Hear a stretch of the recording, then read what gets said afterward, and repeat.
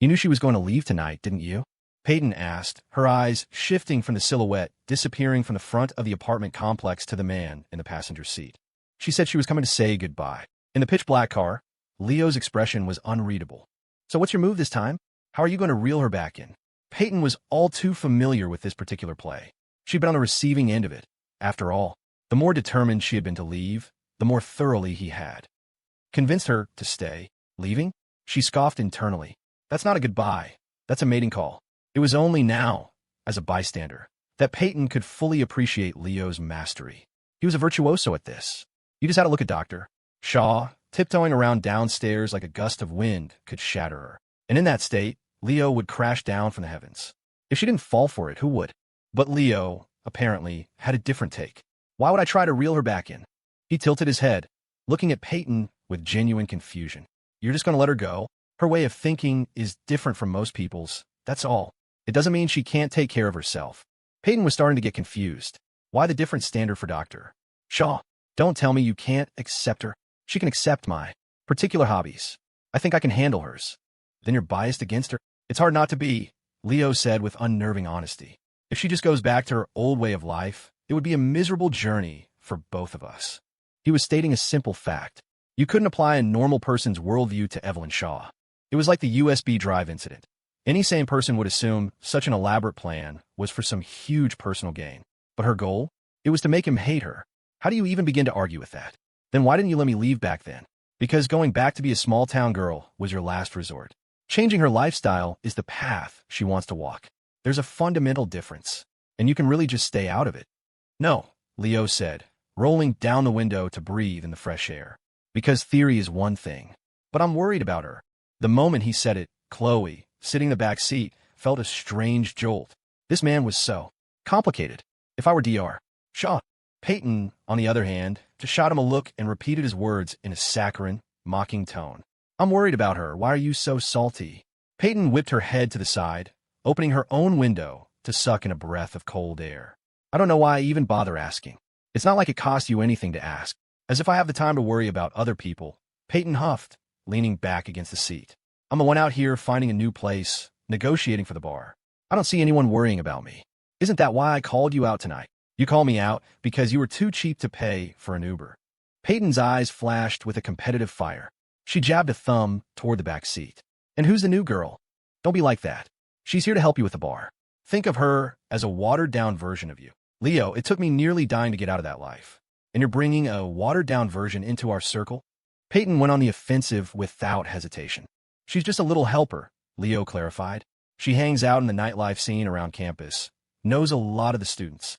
Fine. I guess you have some semblance of a conscience, Peyton said, her attack finished. She started the car, then paused. So, are you staying at my place tonight? I'm a little tired today.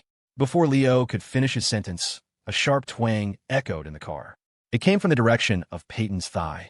She was wearing thigh-high stockings, the bands tight against her skin, creating a faint indentation. The sound was from her flicking the taut fabric, snapping it against her leg. She leaned over, a playful question in her eyes. Still tired? You know, Leo said, a slow smile spreading across his face. I'm suddenly feeling much better. Peyton's new apartment was a bit of a drive, but that was all relative. As the passing streetlights began to look more and more familiar, Leo felt a growing sense that something was off. Is your place near the Riverbend campus? About a mile. At your speed on a shared bike, maybe 7 or 8 minutes, Peyton said, seizing the opportunity. I'm also planning to buy a place near Northwood University and another one near the Cypress Lounge. What are you going to do with so many houses? We junior members of the harem have to work hard to compete for a slot on the King's schedule. You've certainly thought this through. That's the small stuff. You also need to come with me to Apex Media. Now that your status in the Miller family has skyrocketed, no one dares to touch your company. Just sell it and cash out. It's not like anyone's running it. We can't sell it. Peyton objected, her own agenda clear. Leo, the response to that concert was insane. Do you really want Summer Lynn to just retire? That was her decision, but she's only in her early 20s. She has her whole life ahead of her. There's no reason to give it all up, Peyton said, her voice softening. And this is mutually beneficial. She gets to be a superstar under your protection, and the company makes money. It's a win-win. You should at least talk to her. Fearing he might refuse, Peyton added an emphasis. Business is business. I'm just asking you. as the owner of the company, to talk to your artist. It's not a demand, just a conversation to feel things out. That's reasonable, right? Put like that, it would be petty for Leo to refuse. The woman was trying to make him money, after all. Fine, but you'd better be doing this strictly for business. Of course, Peyton said, a curious light dancing in her eyes. The two of them chatted happily the rest of the way, completely forgetting they had a passenger. It wasn't until the car was parked that they remembered the third person in the back seat. Why are you still here? Leo asked, turning to look at Chloe in confusion. He'd had a bit too much to drink, and his brain was lagging. I didn't want to interrupt, Chloe stammered. Well, give us your address. We'll drop you off. Peyton cut him off. Just let her sleep at my place. Peyton, something's not right with you, Leo said, looking straight at her. He grabbed her hand, his voice low. I sensed something was up with the whole Summerlin thing. Are you plotting something behind my back? I'm not about to snatch defeat from the jaws of victory. Then why are you trying so hard to play matchmaker? It's self-preservation. Which reminds me, I need to tell you about my conversation with Isabella. Standing under the streetlights, Peyton recounted the gist of their talk at the bar, about the advice she'd given Isabella. What kind of advice did you give her? Honey, I'm so sorry, I was wrong. You're just plugging my lines into a formula now, aren't you? Peyton didn't say anything more, just clung to Leo's arm and rocked it gently. A simple apology wouldn't fix everything, but she knew the dynamic between Leo and Isabella was delicate enough that Leo wouldn't get truly angry over this. Otherwise, she never would have done it. So what does this have to do with Summerlin? Isabella will never tolerate me. She'll come for me eventually. But if the sisterhood grows, the pressure on me will be diffused. Jesus, it's a crime you don't have your own reality show on Bravo. We finally have a chance to be alone together. Can't you just call me your girl for once? There's still someone else here, Leo said, pointing at Chloe. He was still curious about her role in all this. But Peyton just looked confused. What about her? Aren't you trying to recruit her into your little sister-wife club, too? What? Leo, your taste. Peyton could say the words sister-wife herself, but the idea of including Chloe was apparently appalling. She gave Chloe a serious, top-to-bottom appraisal that made the younger girl feel like she could see right through her.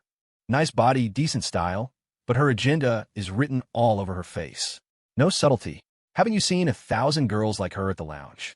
Peyton looked genuinely baffled. If you like the gold digger type, why look elsewhere? I can ditch the loyal consigliere act and switch to full gold digger mode. Stop. Weren't you the one who told her to come upstairs and sleep over? I just didn't want the hassle of driving her home.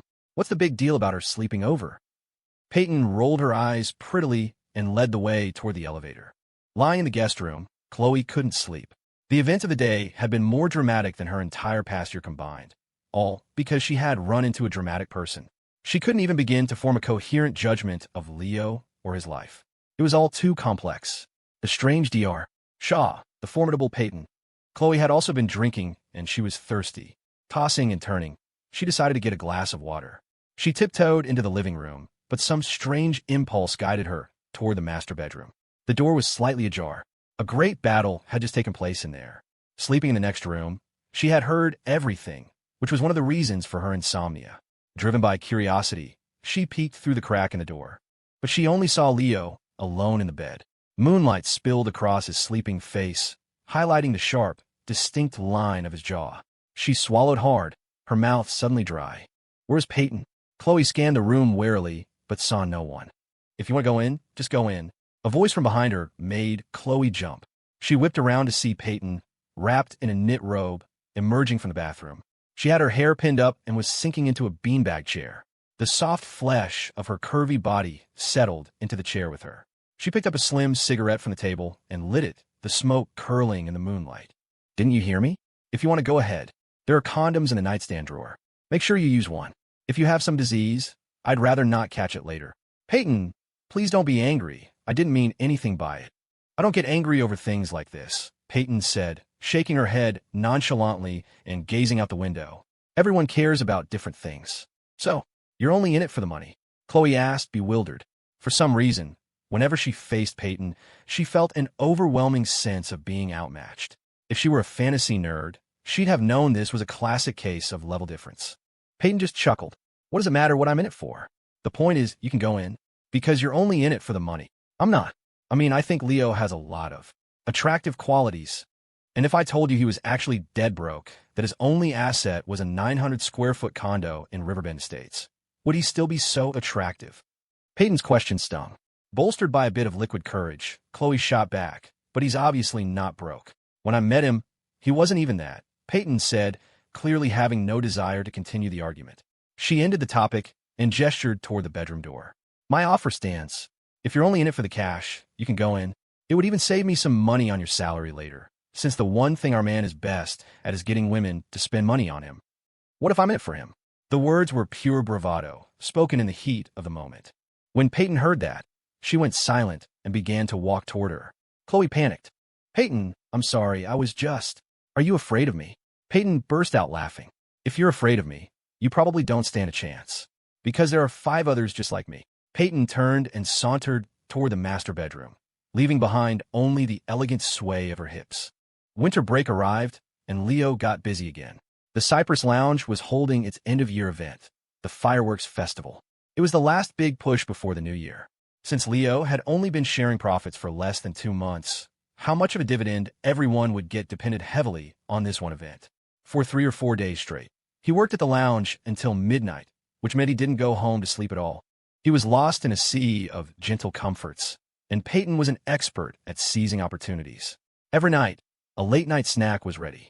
Every evening, a full-body massage. Every bedtime, an automatic workout. Who would want to go home? One night, Leo dragged his exhausted body back to Peyton's place. He had just sat down to eat when she started her report. The thing you asked me to look into. No progress. Dr. Shaw's social circle is practically non-existent. Anyone living in society leaves traces. But Peyton had used every trick in her book and still couldn't dig up anything about Evelyn's daily life. Besides her interactions with Leo and Ethan, her last official patient appointment was from before the car accident. Her Social Security payments had lapsed for years. She'd never had a dispute with her building's management. She was a complete homebody with zero communication with her neighbors. She'd barely even been to the supermarket downstairs, always having groceries delivered and left at the door. She had no habit of telling anyone her whereabouts, not parents, classmates, best friends, or relatives. She had none of them. If you didn't look closely, you'd never realize it. The traces of Evelyn Shaw's existence in the world were shockingly faint. That can't be right. Something must have happened to her, Leo murmured, propping his chin on his chopsticks. He refused to believe someone could change so drastically without a trigger. It went against basic human behavior. There had to be a specific event that pushed her. But it wasn't just Peyton who came up empty. Leo had been asking around through his own channels at the lounge for days and had gotten nothing. Where is she now? Should still be in Boston. So she's following my plan, Leo nodded. The first item on the impromptu itinerary he'd made for her at the karaoke bar was to see the Terracotta Warriors. He'd adapted it to a grand American tourist spot. Under normal circumstances, Evelyn's ability to take care of herself was probably fine. As for running into bad people, it was a toss-up who was worse. Should I just call her? Peyton asked, walking over with a glass of juice. She's not as fragile as you think. To say he wasn't worried would be a lie. But Leo felt that if she had found the courage to step out, it meant she was prepared. This wasn't a child running away from home in a huff. The best thing he could do was not interfere. After finishing his meal, Leo stood up to take a shower, but was stopped at the door by Peyton. The water's out in the building. Oh, then I won't shower. You can't get into bed if you're dirty. Should I call maintenance? How about we discuss finding another place to shower? Peyton's expression was a little strange. It didn't escape Leo's notice. What's up? Did you forget what you promised, Isabella? Peyton said, smiling as she pushed him toward the door. This is a major money-making opportunity for the family. Don't forget how we got the bar. How's the bar doing lately? Thanks to Isabella and that little beauty you found, business is booming. Chloe was currently just a marketing associate, but she was a regular in the nightlife scene around campus, knew a lot of people, and could bring in crowds. We should get Luke over there, too. He's just sitting around for winter break anyway. Leo nodded, not asking for more details. He never intended to get too involved with the bar. He stood up, straightened his clothes, and walked out the door without packing a change of clothes. He might not have achieved much in his chaotic life, but he had plenty of homes. Isabella's sprawling villa had closed for him. Peyton leaned against the doorframe like a virtuous little wife, seeing her husband off. Leo found the scene utterly absurd. Peyton, in her role as the dutiful wife, was actively sending him to another woman's house. While they waited for the elevator, Peyton asked casually, "Aren't you going to ask how much of the $15 million is left?" "Nope, just like I never check my bank account balance. It gives me the wonderful illusion that the money hasn't shrunk." Leo shook his head. "But I have to let you know, your private fund still has $10 million. Private fund? Leo was puzzled. Where did that come from? Peyton stepped forward to fix his collar, her smile radiant. To be precise, your private fund consists of $10 million, the Afterglow Lounge, and me. Declaring your allegiance, are we? There's no wife without a husband. Leo just smiled and waved as he stepped into the elevator. He laughed to himself. No matter how things changed, Peyton was always so cautious. What did she mean by private fund? Money hidden away for your own personal, unrestricted use. The word unrestricted was a statement in itself. Leo was certain she was overthinking things. She was worried her frequent contact with the other women would make him resentful. For example, her sending him to Isabella's to shower. She didn't know if he would read into it, suspecting some shady deal between her and Isabella. So she chose to declare her stance. Even I am part of your private fund. It meant I know my place. This money, and I myself, are all yours to command. Objectification wasn't a nice word, but in the grand scheme of things, tactics aren't good or bad, only effective or not. And Peyton's move to objectify herself was definitely effective. It had made Leo feel damn good. The desire for control was buried deep in a man's bones. Leo squinted and chuckled. He wasn't put off by it. The boundaries of a relationship are defined over time. It's like deciding whether to share bank accounts after marriage or have sex before. These are things two people work out between themselves. There's no single rule for everyone. Since one person was actively managing the relationship, the other couldn't just sit back. Positive feedback is the secret to happiness, after all. Leo pulled out his phone, glanced up at her floor, and dialed her number. I've been busy lately, so you go talk to Summerlin. See what she's thinking. Go as her boss. You can tell her you're helping me earn a little extra for my private fund. The message contained 3 key points. First, I didn't forget what you asked, I've just been busy. Second, contact is fine for business reasons, but nothing else. And third, I accept the private fund. And I'm putting you in charge of Apex Media. If you're going to earn money, earn a lot. Upstairs, Peyton answered the phone. Watching the car drive away, a smile she couldn't contain spread across her face. She hung up and walked into the bathroom. Her lush body was on full display under the shower stream. She spoke to her reflection in the mirror. Good thing I found a good man. He knows that when he's happy, he has to make his woman happy too. The little secret to a happy life. Keep your husband happy, and the good days will follow. The night was cold, very cold. Wrapped in a dark overcoat, Evelyn Shaw stared at the menu for a Philly cheesesteak and fell into a deep contemplation. The owner, watching her, also fell into a deep contemplation. You want it wit or without? The owner asked. Evelyn shook her head. You want provolone? Whiz? American? Evelyn shook her head. The owner was getting confused. You don't want a cheesesteak? I do. The owner figured she must be from out of town, didn't know the local customs. Ma'am, for a cheesesteak, you got to pick the cheese, the toppings. I know. So, you want it wit or without? Evelyn shook her head. Provolone? Whiz? American? Evelyn shook her head again. Just as the owner was at a complete loss, Evelyn spoke. Sir, could you please stand a little farther away from me? Sure. You just let me know when you're ready. The words were spoken without malice, but they hit their mark. The owner retreated sadly to the back kitchen and stared at his own face in a small mirror. So I'm a little ugly. So what? Telling me to stay away, that really hurts. After his wife managed to restore his confidence with a heartfelt, honey, you might be a little ugly, but at least you're a good person, he returned to the front. But the girl was already at the door. When she saw him, she looked like she'd seen a ghost. She turned and fled without a second glance. The terrified look in her eyes, the panicked scurry of her feet. The owner's fragile heart shattered once more. This time he really couldn't hold it together. He went back to the kitchen.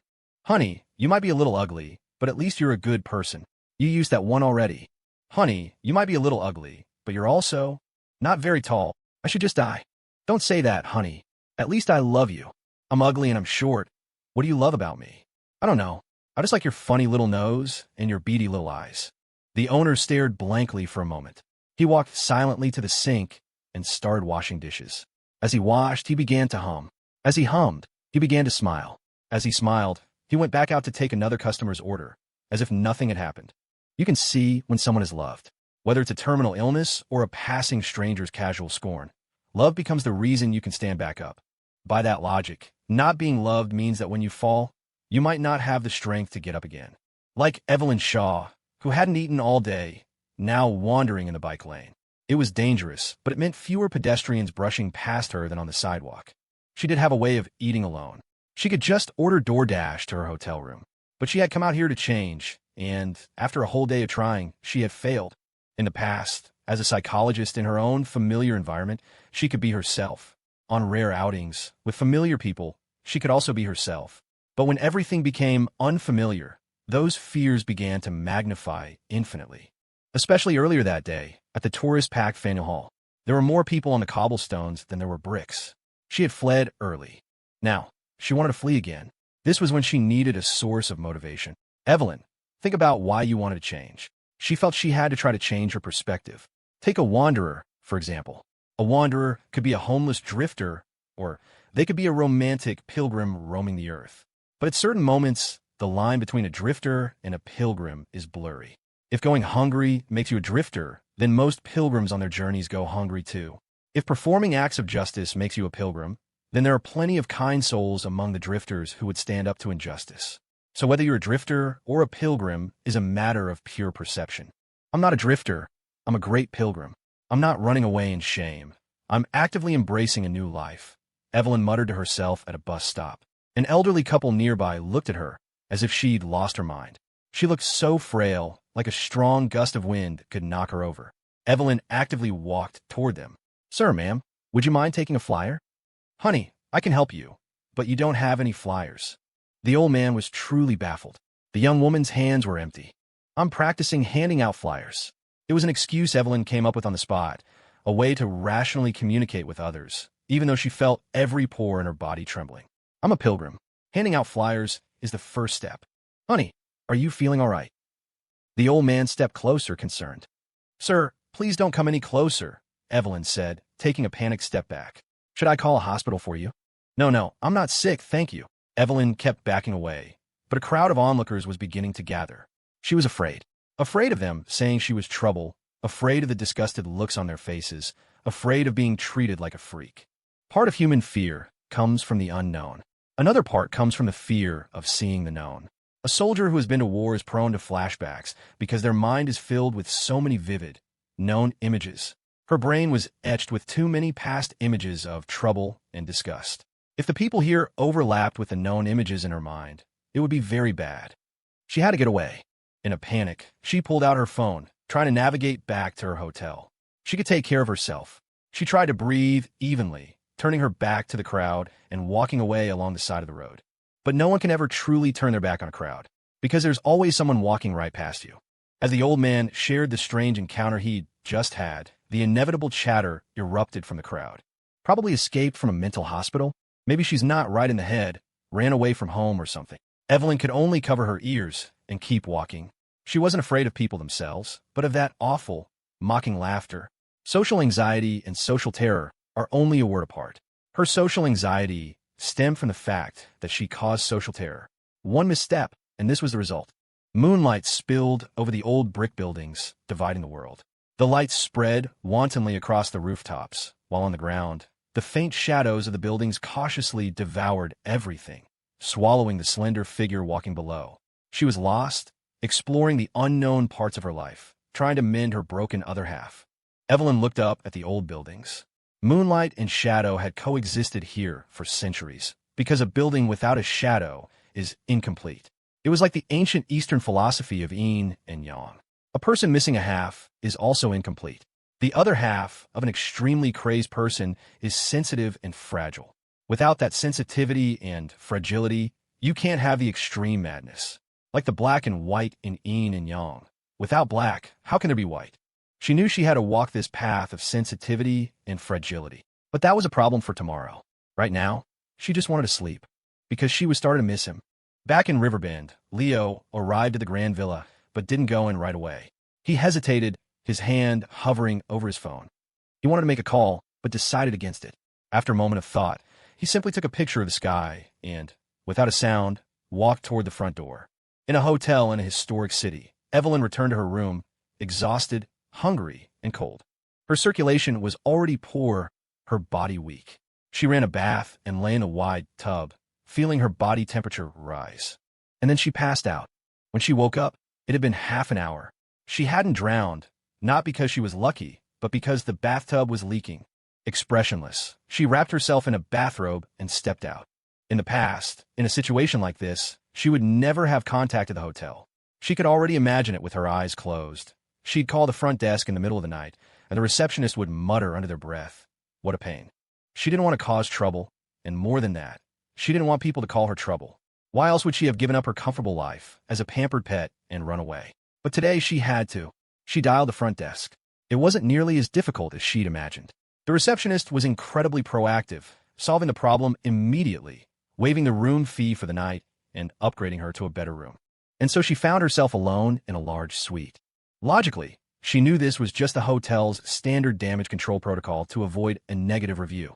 But the positive interaction still made her feel comfortable. This was the trap of nihilism. You always pre-construct the impending scenes and logic in your head.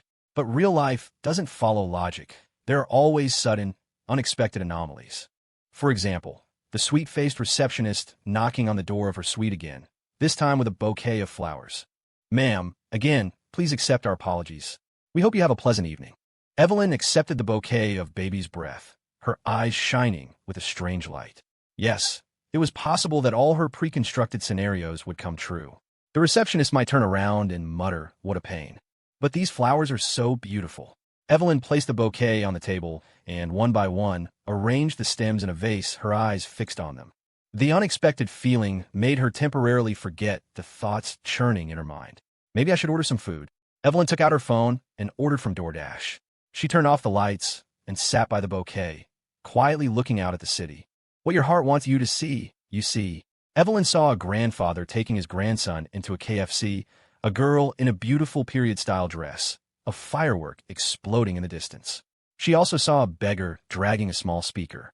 Maybe I can help her. Evelyn desperately wanted some interaction with the world outside her window, but she was still afraid. So she thought of a roundabout way. She added a note to her delivery order. "Hello, there's a homeless woman at the hotel entrance. Could you please give her $20 when you pass by? I know this is a hassle, but I will cover the $20 and give you a $20 tip. Of course, if you're busy, just pretend you didn't see this. Thank you for your trouble." The delivery driver replied quickly, "Can do. Thank you." Evelyn clutched her phone, nervously watching the spot where the beggar was. She didn't care if the beggar was a fraud. She just hoped to build some real connection with this city, to be more than just a passerby. She waited and waited. She saw many delivery drivers coming and going from the hotel entrance. None of them stopped. It's fine, she thought. They're probably delivering to other people. Until there was a knock on her door. Evelyn thought it was the hotel staff again. But when she opened it, the delivery driver was standing there.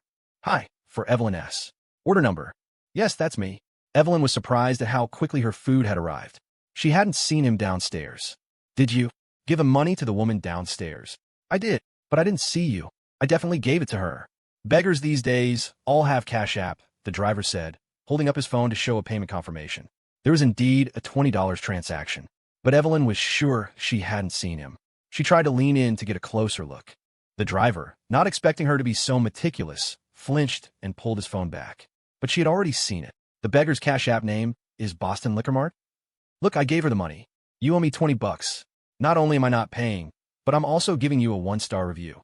Evelyn shut the door, but the driver started yelling from the hallway. "Who do you think you are? Some kind of saint? Giving money to beggars? What a joke. You report me, just you try it." The commotion, of course, attracted hotel staff. The receptionist who had brought the flowers came to handle the situation. Evelyn watched through the peephole as the girl escorted the driver away. She saw the annoyed expression on the receptionist's face, and she could read her lips. So much trouble. What else is this woman going to stir up tonight? Evelyn watched it all calmly. When everything was quiet again, she went out. She would give the money herself. She walked to the hotel entrance, only to find a security guard shooing the beggar away. The delivery driver was standing nearby, sneering. Security never used to bother you, but some lady upstairs wanted to give you money, and the whole thing blew up. Now, they're kicking you out. The beggar, picking up her bowl, couldn't help but curse. Who the hell was it? Playing the goddamn saint. I was doing just fine begging here. Evelyn turned and walked away without another word. She went back to the window to look at the view. She saw drowned fish, withered paper flowers, and ancient children. She wasn't really surprised. She had tried things like this countless times over the years. The result was always the same. There was nothing more to say about it. Once again, she lay naked in the bathtub, her chaotic thoughts like a tangled mess of thread she couldn't unravel. She didn't want to die. Death was too easy for her. She hadn't come on this trip seeking death. Living was far more terrifying than dying. But right now, she was at her limit. For no particular reason. She couldn't find a reason to exist. She reached a hand out of the water and grabbed her phone, trying to take one last look. For someone unable to connect with the real world, a phone is the final lifeline. She opened her social media, and she saw a photo from the man who almost never posted. It was a picture of the moon. She was sure this picture was meant for her. She scrambled out of the tub, naked and dripping, and ran to the window. She looked up at the sky. There was a bright full moon. It was exactly the same as the one in the photo. The moon represents longing, and she loved to imagine things, because imagination was the only way for her to escape the real world. It was her only chance to survive. She imagined a man 1,000 miles away, pointing at the moon above him and saying, "Hey, we're looking at the same moon. How goddamn romantic is that?" Evelyn smiled and saved a screenshot of the post. The moon can be seen from the south, and it can be seen from the north. When you and I look up at the moon at the same time, I hope you know that somewhere in the world, someone is thinking of you. Because I miss you, I exist.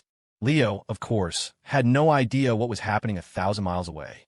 All he knew was that he'd made a post, and it might come in handy someday. But right now, he had no time to think about that. He had a problem. Not home in the middle of the night. Leo scratched his head and prepared to call Isabella. Unsurprisingly, it went to voicemail. Even on her private line, she rarely picked up on the first try. Isabella Vance was far busier than anyone imagined. But since he was already here, Leo couldn't just turn back.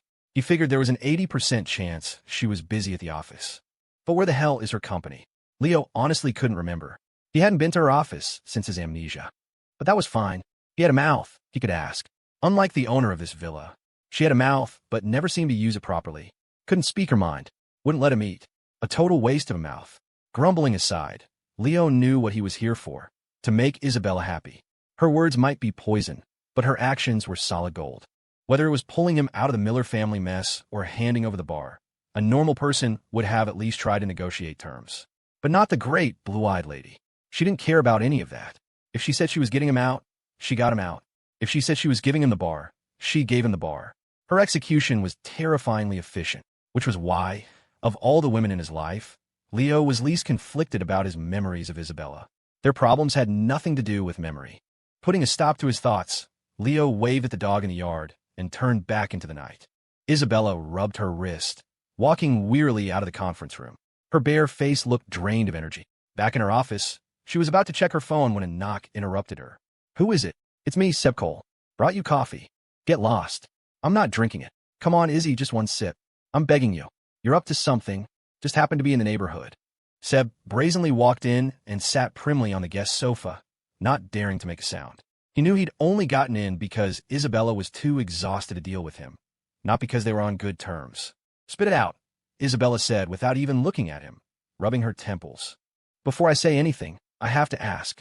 What's the deal with you and Leo now?" "None of your business." Isabella's voice shot up, making Seb flinch. He quickly explained, "Grand Dame, I'm not trying to pry. I just heard some things." "What things?" "I heard from my family. That Leo got engaged." "Get out." "I'm just concerned, as a friend and for my benefactor. I wanted to see if there was some misunderstanding." "When did I become your benefactor?" "Leo is my benefactor." "What did he do for you?"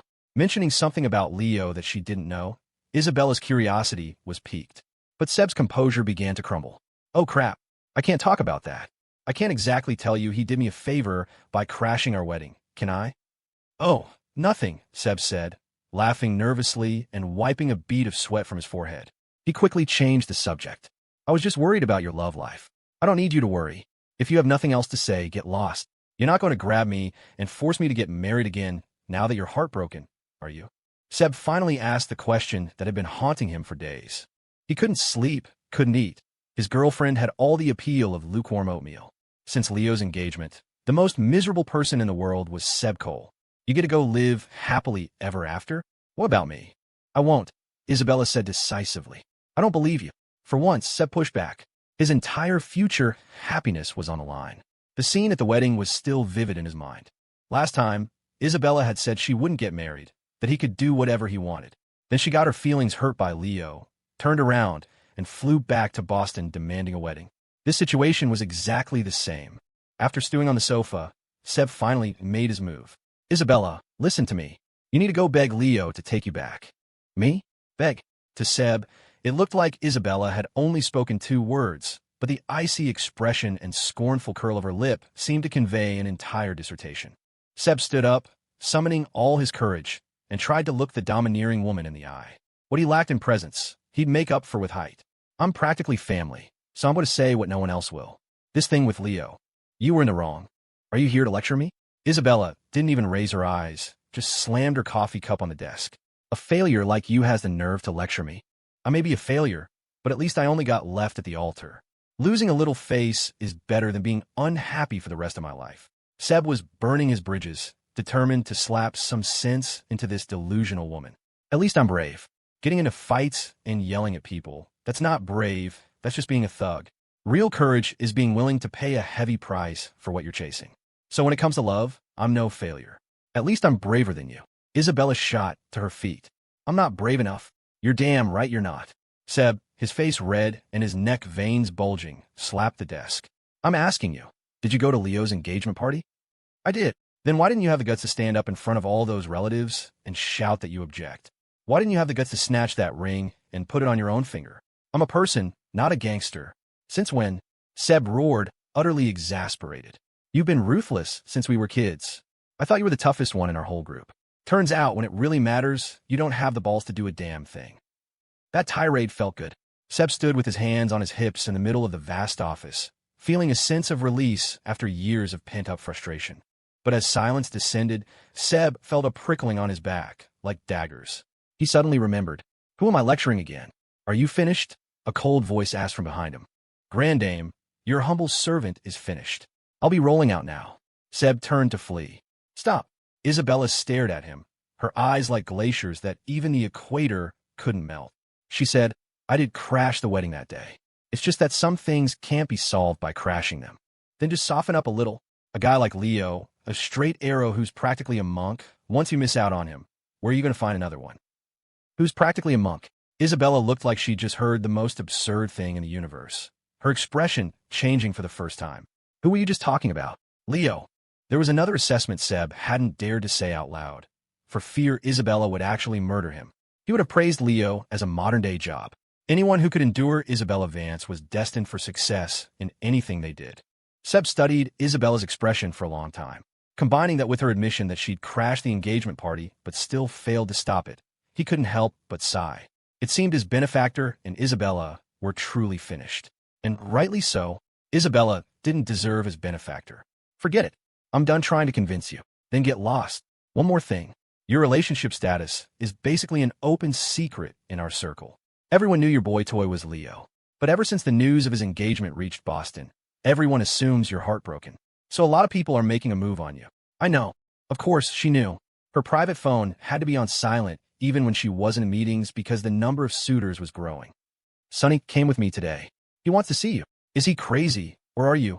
Perhaps because the conversation had been about her and Leo, Isabella was feeling a little insecure, which was why she hadn't completely unleashed her fury at Seb's lecture. But at the mention of this, her expression instantly turned to ice. You and he can get lost together. Hey, he's the one who insisted on coming. Don't pin this on me. I'm firmly on Team Leo. Seb turned to leave without a moment's hesitation. He had already warned Sonny that was a long shot whether he would even get to see Isabella. Sonny had no chance. But just as Seb pulled open the office door, his eyes went wide. Sonny, are you insane? Who told you could come up here? Seb was about to drag Sonny away when he saw someone else standing behind him. Ben, Leo, 15 minutes earlier. Sonny sat in his car in the underground parking garage, waiting restlessly. He hadn't heard anything from Seb. He decided to take a walk, and as he wandered, he spotted Isabella's car. Should I set up a little surprise around her car? Sonny had only ever seen Isabella from a distance, but he'd heard plenty about her infamous reputation. But people are strange. The moment he had seen her in person, he instinctively felt the rumors were exaggerated. So, she was a little cold?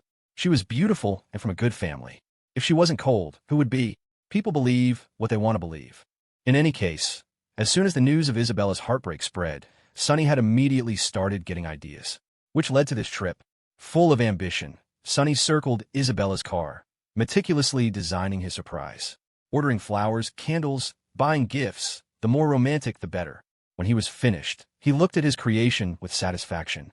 This would definitely catch her eye, right? And it certainly did. It caught the eye of a street punk with his hands shoved in his hoodie pockets. The punk walked over, scratching his head and cautiously surveying the romantic scene. He clapped Sonny on the shoulder. Dude, did you buy a car someone died in? What are you talking about? Sonny was instantly offended. Hey, no offense, man. I just saw the flowers and candles and thought it was a memorial service. Do you use black roses for memorial services? When my grandpa died, I put dandelions on his grave. The dearly departed don't care about that stuff. Seeing you happy is better than anything. The punk spoke with profound wisdom. Sonny was starting to lose it. What is wrong with you? How many times do I have to tell you this isn't a memorial? I know. I recognize this car. The punk said, scratching his head again. You know, and you're still talking crap? Hey, you cuss at me again, and I'm recording this. I'll tell the owner someone was holding a vigil for her car. This owner has a nasty temper. She might just run you over a few times. The punk pulled down his hood, revealing a handsome face, and made a show of pulling out his phone to document the evidence. Are you one of Ms. Vance's employees? I quit. Ex-employee. What's your name? Luke. Sonny felt that this guy was a bit off, like he was messing with him. Is your name really Luke? In front of you rich folks, my name is Luke. And when you're not around rich folks, Ethan. Ethan? Hearing the name, Sonny grew wary. Then he seemed to remember something and muttered to himself. Ethan's a bad name. I knew a guy named Ethan who just went to jail, right? So I'm not Ethan. I'm Luke. Look, kid, I don't care what your name is. You got a minute to talk somewhere convenient? I'm here to get my job back. Time is money, Luke said, and he wasn't lying. It won't take long. I'll pay you, Sonny said. Fine. Market rate is $5,000 for 10 minutes. Your market rate is a little high. Sonny didn't say he wouldn't pay. $5,000 was pocket change to him. I never lie. That's what I charged when I worked here before. I was the top earner at our place. All right, man. I believe you're a straight shooter. Sonny led him back to his car and couldn't wait to start asking questions. Buddy, what kind of person is your Ms. Vance, really? Gentle, considerate, family-oriented, virtuous, loves to smile, and warm. Seb stared blankly at Sonny and Leo as they walked in one after another. How did these two end up together? Seb, what did you just call him? Sonny asked, confused. He thought he'd faintly heard someone say Leo. Thinking fast, Seb blurted out, I thought Leo had shown up. After all, in the middle of the night, only Leo can come and go from Isabella's office as he pleases. Sonny nodded, then pointed at the man behind him. So, do you know him? Seb froze, looking at Leo, who was mouthing words at him. Don't know him. Who is he? Sonny didn't suspect a thing, clearly trusting Leo completely at this point. Says he's an ex-employee, here to get his job back. Well then please come in. Your Ms. Vance is inside, Seb said, steeling himself as he welcomed Leo in. Sonny tried to follow, but Seb blocked him. They have work to discuss. Sonny, you wait here a minute. Can I just sit quietly and not say a word? Fine, go on in. But if Isabella yells at you, I'm not helping. Okay, I'll wait a bit longer. Sonny nodded. It made sense to wait outside while they talked business. In the huge, empty office, Isabella sat in her massive chair, and Seb sat on the sofa opposite her. Leo plopped himself right on top of the desk. Ms. Vance, why didn't you answer your phone? My phone's been on silent these past few days. Too many people calling. Though she offered an explanation, Isabella was clearly not pleased with Leo's accusatory tone. She turned her head away, refusing to look at him. Leo, apparently aware of the situation, continued on his own. All suitors. A bunch of clowns. If you don't want to deal with them, just say no. You can't just turn away a smiling face, Isabella said, completely misusing the idiom. She'd turn away anyone, smiling or not. But even when she rejected these suitors, they weren't offended and just kept trying. They didn't do anything else, just called her and asked her to dinner. She didn't go to dinner. She blocked their numbers. But they always found a new way. Honestly, she didn't have a good solution, which was why her phone was on silent. I have a way to solve it, Leo said, pointing to his own clever head. Getting rid of one Sonny won't do any good, Isabella sighed. No. I'll get rid of them all in one go. Isabella didn't speak, silently accepting his proposal. She wouldn't praise him for this. In her heart, she felt it was his responsibility. If he didn't worry about it, who would? But Leo had his own agenda. Say something, Ms. Vance. What's your opinion? Do you need my opinion on something like this? I need your permission to interfere in your love life. After all, I'm just a boy toy. Hearing this, Isabella turned her head away again. His words, so clearly drawing a line between them, made her furious. And her anger was now compounded. She was already resentful of Leo. After the concert, he had disappeared without a word. When the bar was transferred, he'd promised to come and take care of things, but it had been days before he finally showed his face. And now this line drawing. Ms. Vance's resentment meter hit its peak. It was Seb who had to step in and play mediator. Leo, my man, what's the situation? I ran into that Sunny guy downstairs, had a little chat with him. So what's this about dealing with him all at once? Oh well, since Ms. Vance hasn't said whether she agrees or not, I guess I won't talk about it, Leo said, glancing at Isabella out of the corner of his eye and giving an unabashed lift of his eyebrows. I didn't deal with you before because I didn't have time. Now I have all the time in the world, and I'm going to cure you of this attitude. When did I say I didn't agree? Isabella frowned. That sentence had 5 words. I agree only has 2. Doesn't it mean the same thing? If it means the same thing, then please say I agree.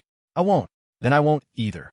Leo paced around the office with his hands on his hips, fiddling with a vase one moment, touching the fish tank the next. And all the while, his mouth never stopped. Only a genius puts a fish tank in their office and doesn't put fish in it. Is a big company like yours really that short on water? Isabella, have I told you before? You need to trim the dead leaves. Are you keeping them for a science project? This was the first time Seb had seen the two of them interact privately. To be honest, he was trembling. He got chewed out like a dog in front of Isabella. But Isabella wasn't faring much better in front of Leo. Most importantly, as Leo nagged like a mother hen, Isabella didn't say a word. There was no sign of impatience on her face. Seb guessed she was probably enjoying it, because when this woman wasn't comfortable, she yelled. Seb was still asking about Leo's plan. Leo, she wants to agree. Just tell us the details. Let her say it herself. Isabella stubbornly kept her neck stiff and her mouth shut. See? She doesn't want to know. Leo wasn't in a hurry at all. Instead, he walked over and pointed at Isabella's sleeve. Dry cleaning for this uniform is crazy expensive. You should wear sleeve protectors to work so the cuffs don't get dirty. Have you ever bought any? No, I bought some for you. Leo pulled a pair of small, pink floral sleeve protectors from his pocket. He thought he might have to do some work at her house tonight, so he'd come prepared. He never imagined he'd use them here. I don't like pink flowers. Isabella muttered that she didn't like them while taking the sleeves. I don't like stubborn asses, but here I am, coddling you like a child. Dear, take them back. I don't want them. Isabella held the sleeves out. Oh, okay. I'll give them to someone else. What did you just say? Isabella's cold gaze was murderous. If you say you like them, I'll give them to you. I didn't say they were bad. You just have to say 2 words. I like. Isabella lifted her head and met Leo's eyes. They stared at each other for several minutes. Finally, Ms. Vance timidly took the first step. The color is a little ugly, but I suppose I like them. Not bad. Almost a complete sentence. Are you insulting me? No, I'm praising you for growing up.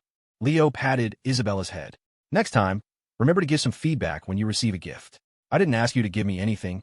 Why should I have to say anything? Because if you do, you'll get a better reward. Leo sat on the desk, tilting his head. Just like how, even though you won't say I agree right now, I'm still willing to tell you the story of what just happened. He smiled, looking straight at Isabella's face. She fidgeted, refusing to look up, but her eyes kept darting toward his face. Love is an instinct, but the way to love has to be taught. Leo recounted his story from downstairs, in the underground garage, 10 minutes ago. After hearing Leo's glowing review, gentle, warm, Sonny looked at him, bewildered. Is your Ms. Vance really like that? I swear on my life. If a single word of what I said is false, may Luke die a lonely bachelor. Ex-employees usually talk trash about their old boss. It's rare to see someone like you, full of praise. Because Ms. Vance deserves it. Sonny thought about it for a long time, but still felt something was off. This kid who had popped out of nowhere was laying on the praise thick. What was his angle? Who are you, really? Someone just like you. How are we alike? Sonny asked. Leo, in response, pointed behind Sonny. You have hemorrhoids, too? Sonny was baffled. How did this kid know he had hemorrhoids? I meant the flowers on the car. Leo shot him an exasperated look. You mean, you're also one of Ms. Vance's suitors?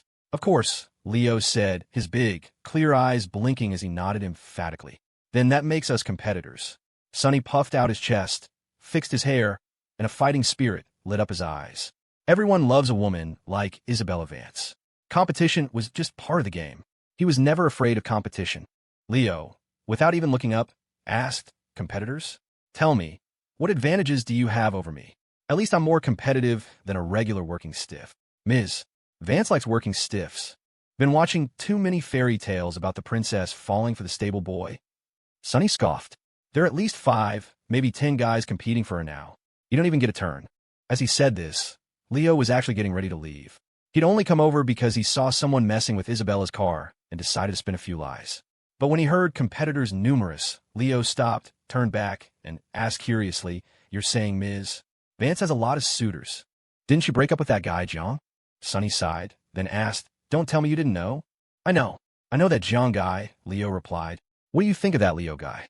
As handsome as a statue, talented beyond measure, tall and mighty, devastatingly cool, dashing and suave, a true Casanova."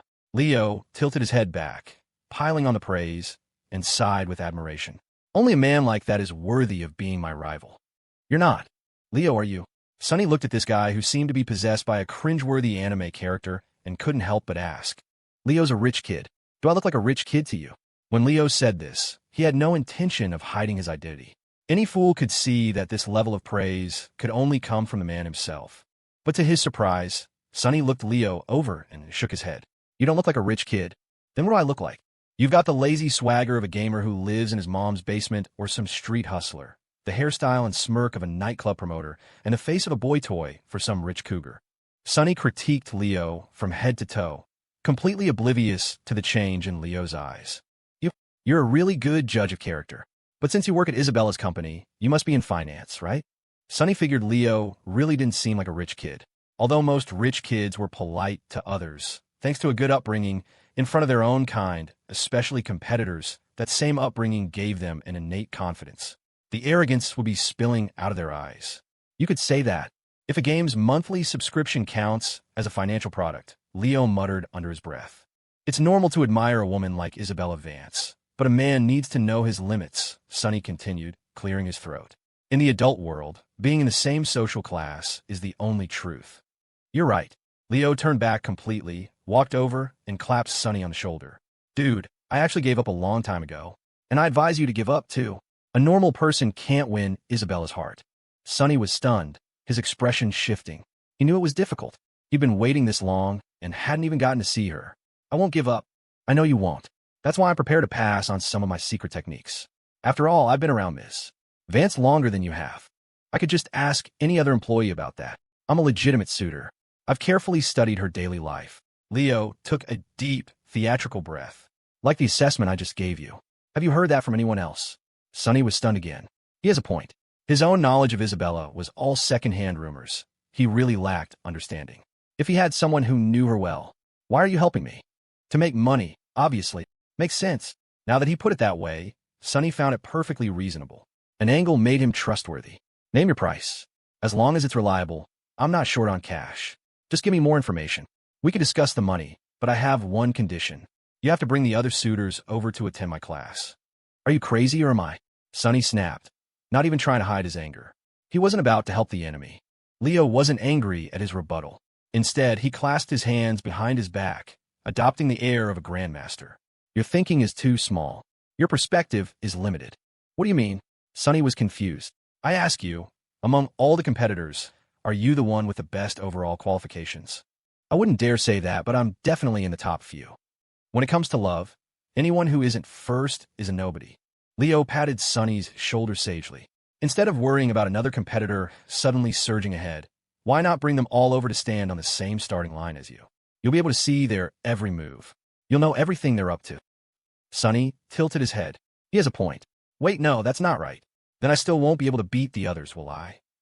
I can hold back some information from them, but I can give you private lessons."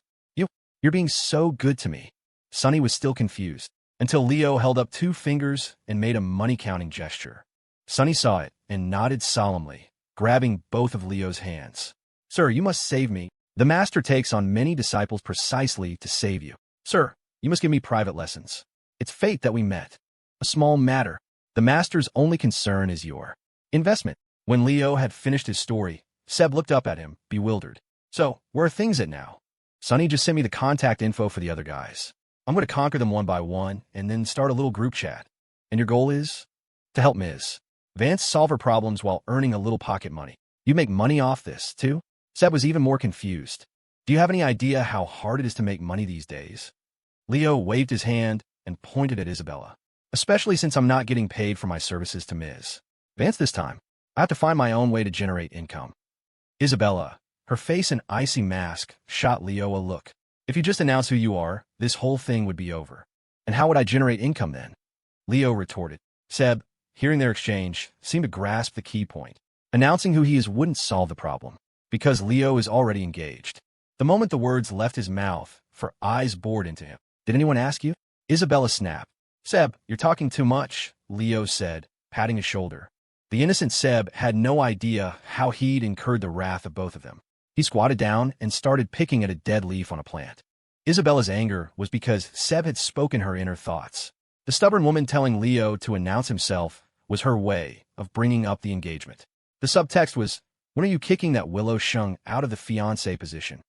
Leo telling Seb he was talking too much was about the same thing.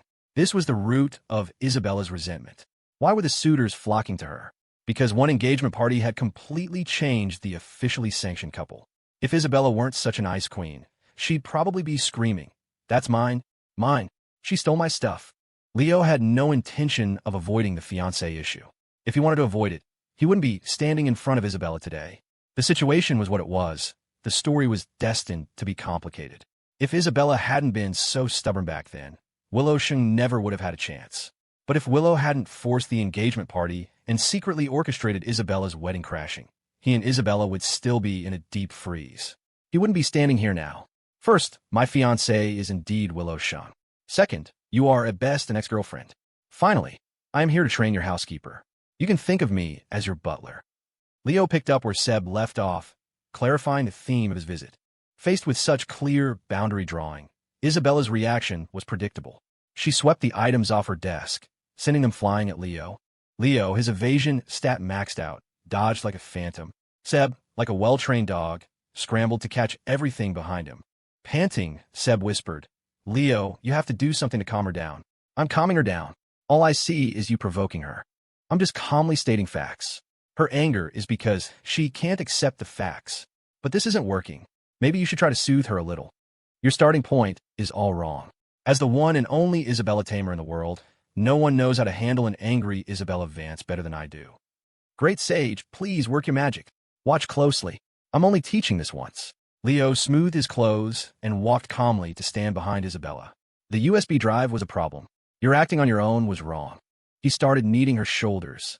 And being stubborn and refusing to apologize after making a mistake, saying the opposite of what you mean, is an even bigger mistake. Faced with Leo's judgment, Isabella looked up in disbelief. "You came here just to judge me?" "Of course not." Leo walked a circle around her. "Judgment is a necessary path for all great beings. And I think applying a term reserved for gods to you is entirely appropriate. To become a god, one must meet several conditions. First, a god must be effective. It doesn't matter if you're Zeus or a garden gnome, god or an angel. You have to be able to get things done. When a follower or a subject prays to you, you have to help. And our great blue-eyed goddess here, she maxes out this stat. She answers every prayer, solves every problem, and asks for nothing in return. In this world, even gods expect something in return. At the very least, you have to light a candle for them. But the great blue-eyed goddess demands no tribute. Second, mystique. Look at all the great mentors. They don't just say, "Let's have a study session." They speak in riddles. They make you go on a journey to test your understanding. It sounds so much more profound, doesn't it? Our great blue-eyed goddess also doesn't say what she means. She makes you figure it out. If you can't, she still won't say it. She'll even say the opposite to make it harder. She raises the difficulty level, forcing you to keep figuring it out. Third, a god needs contrast. Look at all the most famous miracles. They all involve contrast. The classic is a wrathful god showing a moment of pity. Our great blue-eyed goddess also cries. Her tear ducts are exceptionally active. Is this weakness? Of course not. It is proof of the lingering humanity within a great being. At first, when Leo started massaging her shoulders, Isabella had been resistant. She'd raised a hand to push him away. But when he proclaimed her the great blue-eyed goddess, she lowered her hand and chose to listen quietly. "Weren't you just lecturing me?" That was from a mortal's perspective. But from a god's perspective, "You've done nothing wrong," Leo said, inhaling the scent of her hair with utmost seriousness. A god must have mystique. Is acting on your own and saying the opposite of what you mean a flaw in a god. You. Isabella lowered her head, speechless, her hand nervously fidgeting with her trousers. A beautiful curve appeared at the corner of her mouth. After a long moment, she lifted her head slightly. "You didn't contact me for so many days. What were you doing?" "I was busy." "So how long will you be servicing me this time?" "Until the great blue-eyed goddess is satisfied. Can you stop using that title? It sounds like something a nerdy teenager would say. Of course, oh great, blue-eyed goddess.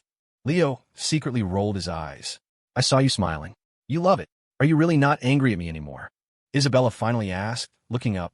All actions of a god can be understood. Then, is there anything you want from me? Should I pay you a salary? Isabella was starting to feel a little guilty, trying to find other ways to make it up to him. I want to see the maid outfit. Impossible. Isabella suddenly remembered that last time, Leo had explicitly said he wasn't interested in maid outfits. A god answers all prayers, Leo said with a cheerful smile.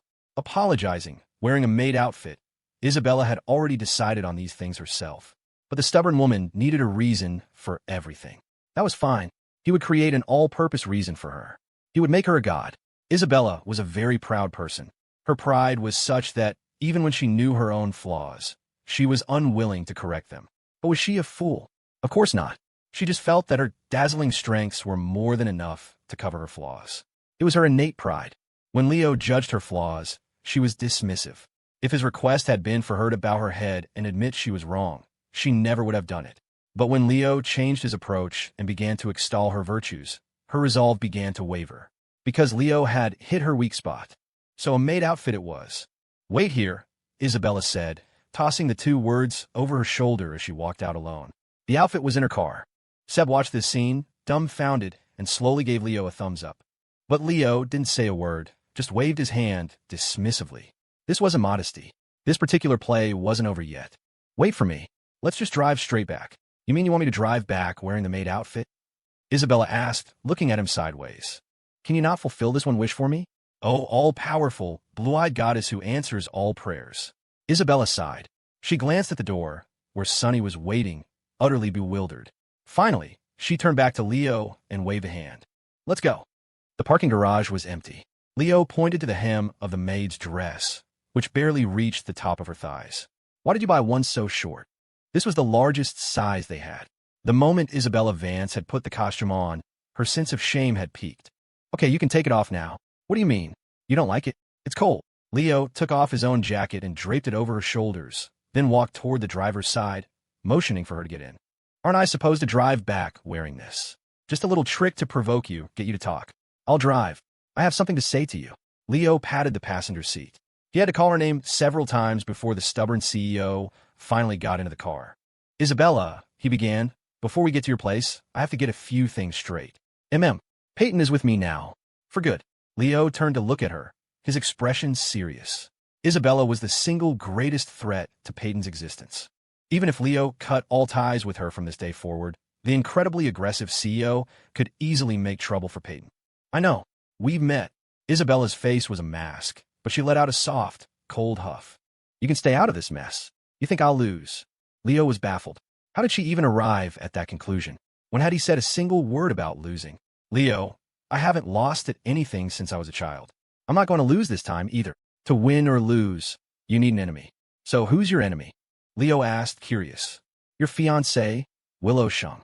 Isabella's face was practically screaming warmonger. But Leo just about burst out laughing. Who told you that? Does someone need to tell me? If my enemy isn't the fiancé, is it some little mistress? Leo didn't say a word. He just gave Peyton a mental thumbs up. He didn't need to worry about her at all. She had already eliminated all the hidden dangers herself. She had roped in the most powerful combatant, Isabella, and even given her a target to focus on. Meanwhile, while everyone else was busy fighting, she would be at home, waiting for Leo to come back for dinner. And maybe a little something extra. When a woman like Peyton stopped caring about titles and other superficial nonsense, she was truly terrifying. Isabella, if what you want is someone to take care of you, I guarantee I can train a housekeeper who meets your exact specifications. A housekeeper doesn't give me the same feeling. Because what you're missing is family, Leo said.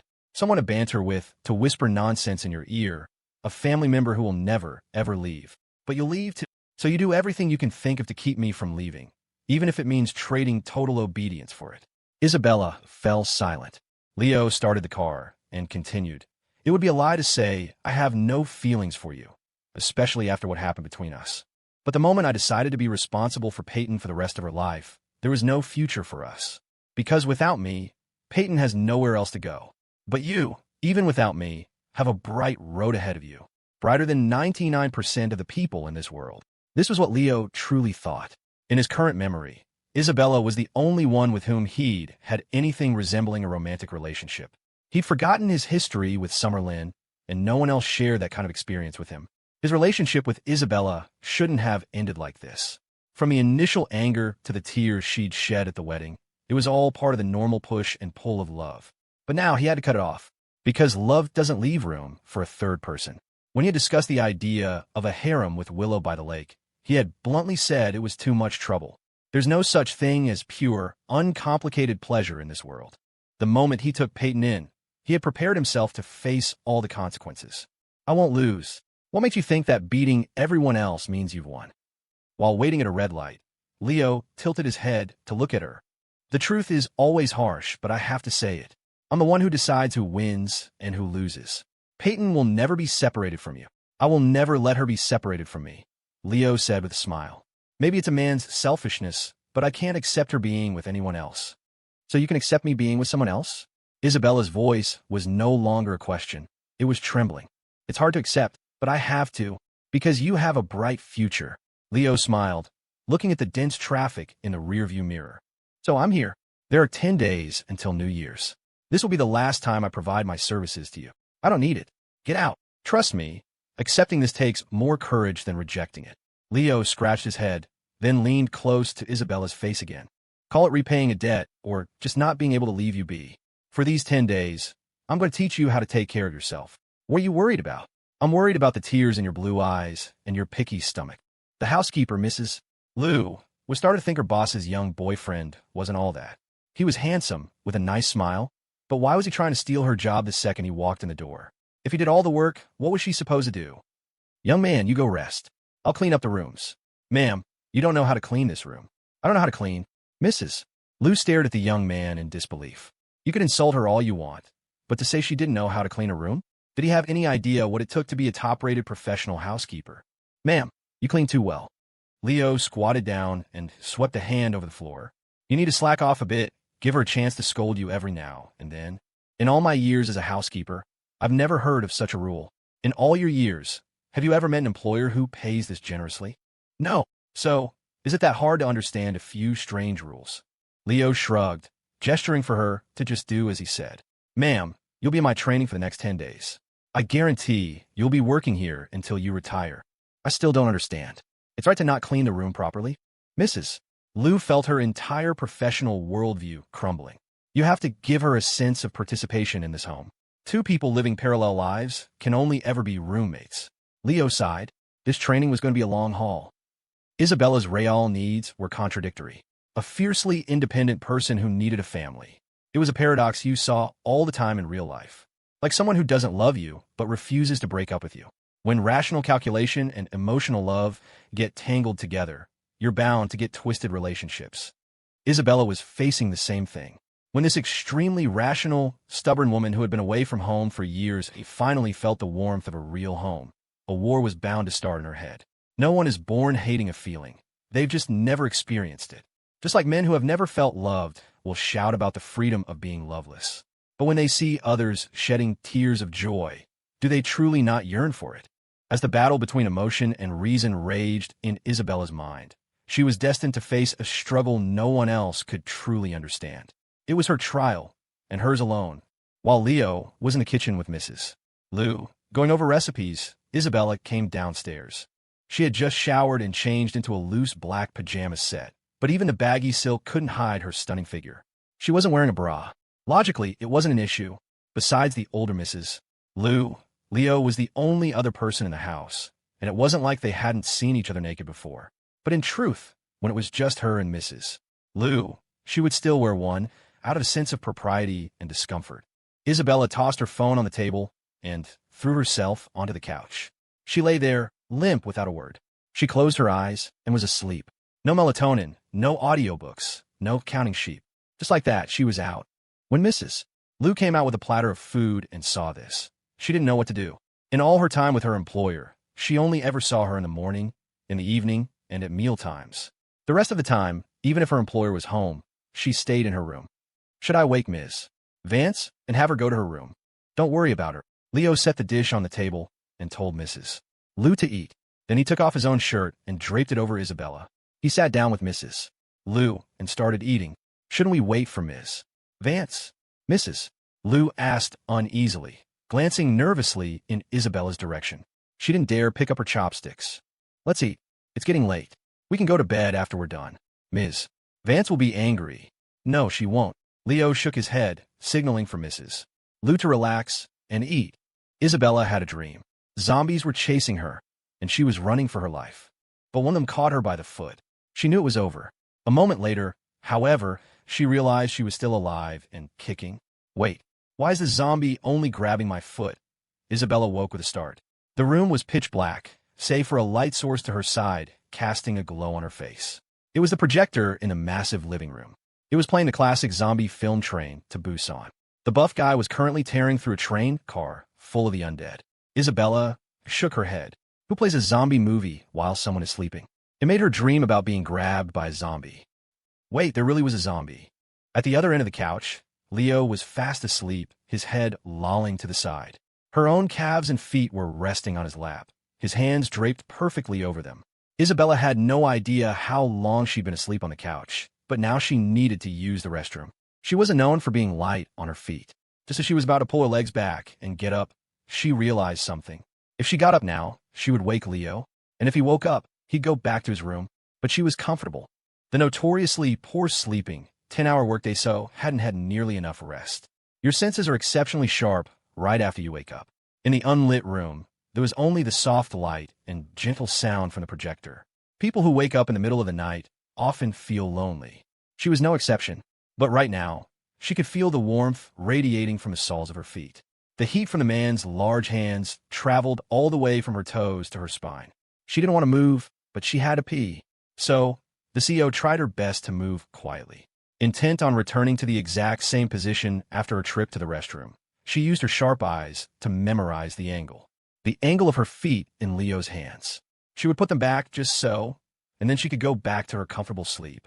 Isabella carefully rose from the sofa, snuck up to the second-floor bathroom as quietly as possible. She was a little thirsty, but she suppressed the urge to drink. What if she had to get up again later? The woman who had tiptoed upstairs and darted into the bathroom now ran out like the wind.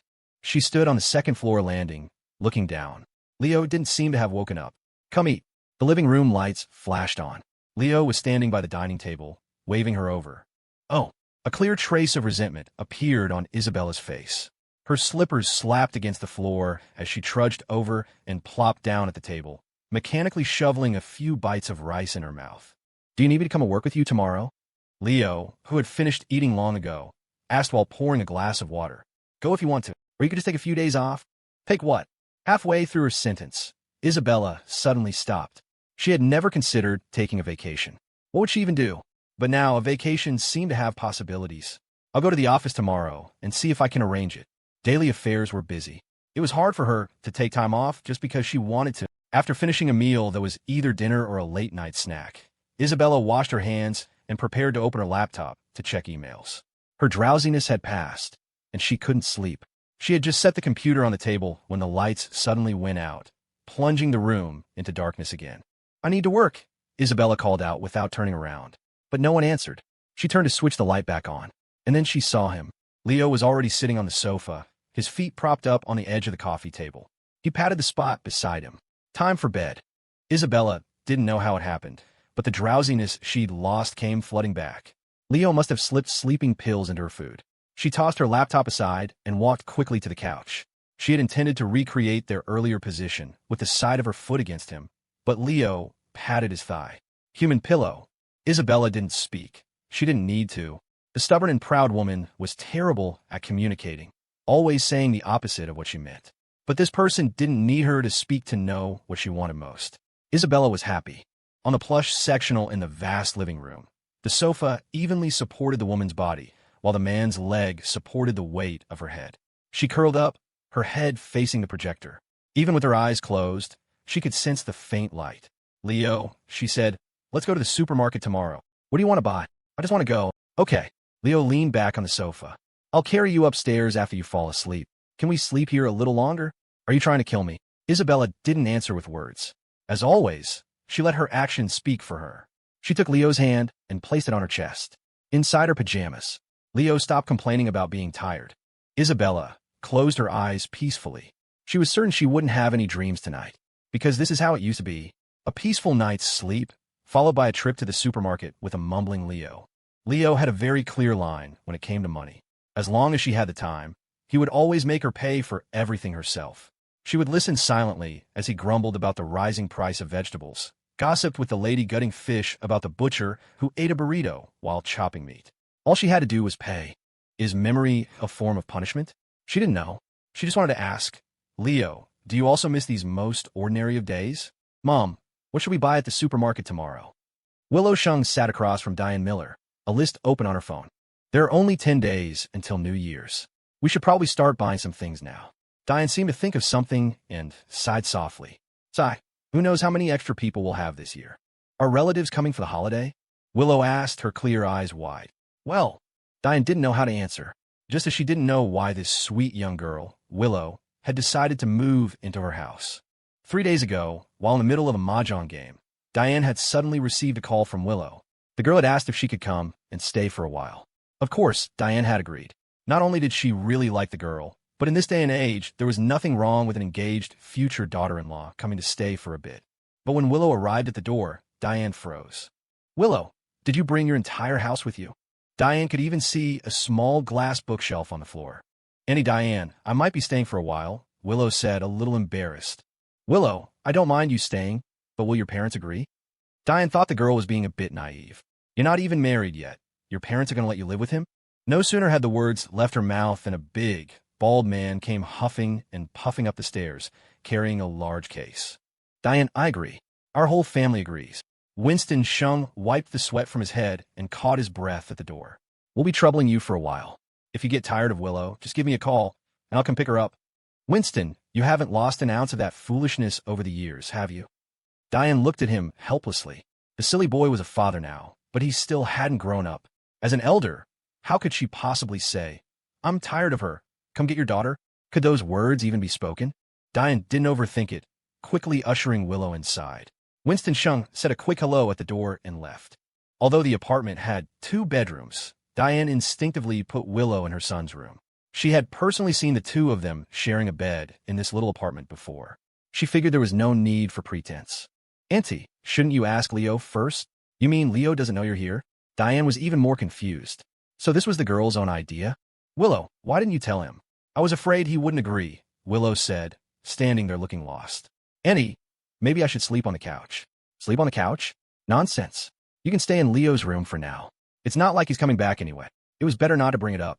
The moment the topic was raised, Diane's anger flared. How many days had it been since winter break started? She hadn't seen a shadow of her son. During past breaks, even if he was gone all day, he would at least come home at night. Now, he wasn't even pretending. He wasn't coming home to sleep at all, and he kept saying he was sleeping in the dorm. He was probably lying about sleeping in the dorm during the school year, too. He must have forgotten it was break and didn't even bother to come up with a new excuse. What kind of university keeps its dorms open during winter break? He must think his mother, who never went to college, is an idiot. That damn kid has probably found another home somewhere. You just stay here and keep your auntie company. Diane's temper was running high. She insisted that Willow stay. She'd just agreed in front of her father. How could she possibly kick her out now? And so, Willow moved in just like that. She began living the life of a daughter-in-law ahead of schedule, going for walks and grocery shopping with Diane. And surprisingly, the 2 of them got along wonderfully, because Willow was, at her core, a simple domestic type. If you asked her to sit quietly, she could sit quietly for an entire afternoon without a peep. During this time, Diane even brought up the topic of a dowry. Willow, did your mother say how much she wanted? Diane was trying to calculate if her savings would be enough. She doesn't want anything, and Diane thought about it. It made sense. The Miller family had surely already paid for it. She'd just consider it money from that good-for-nothing Frank for his nephew. Willow, if you get married, what neighborhood would you want to buy a house in? Annie, the house and car are part of my dowry. My dad has already prepared everything.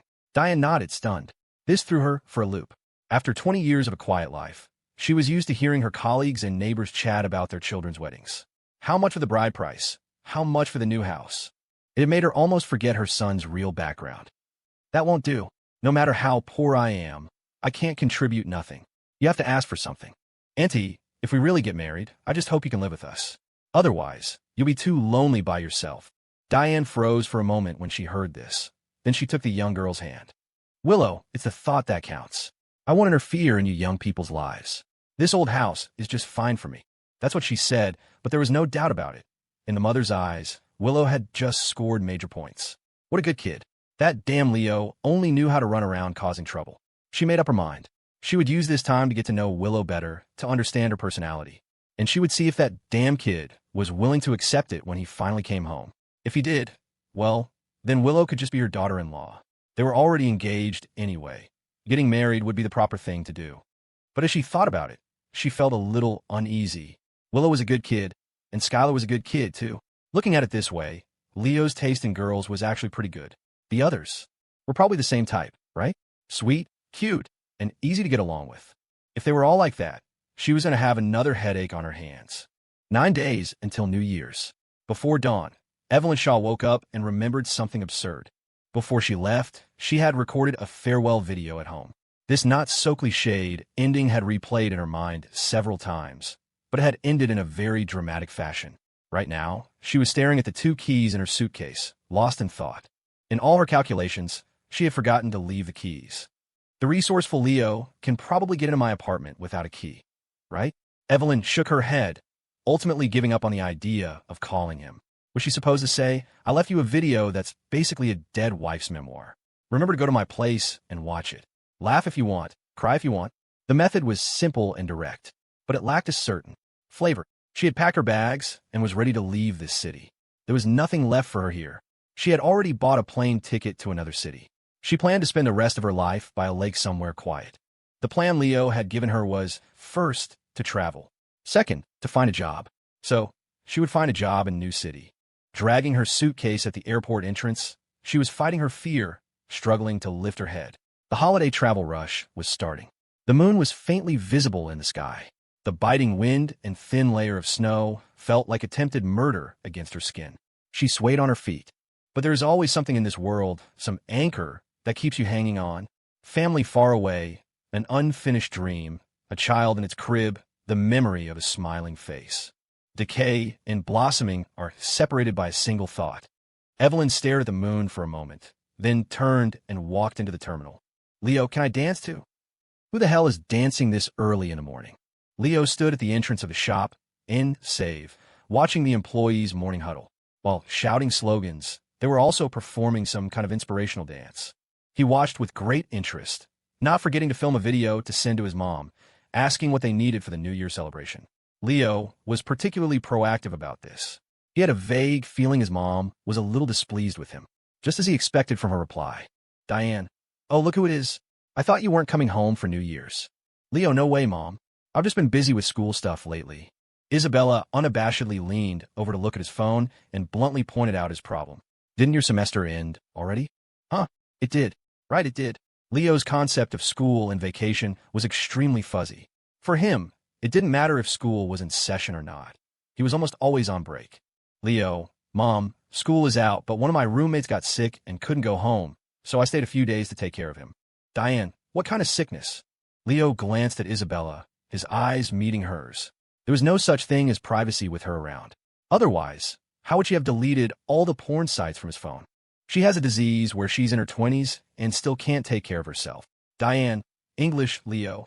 With just 2 words, Diane shattered her son's lie. I've been busy at Ms.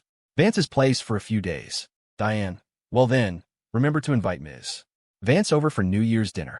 Diane didn't say much more, but Leo quickly turned off his phone screen. It was too late. Isabella, with her complete disregard for his personal privacy, had already seen everything. You don't want me to come to your house for dinner? Isabella's tone was an immediate accusation. Yep, Leo nodded seriously. I'll pay for all the groceries. It's not about the money. Of course it wasn't about the money.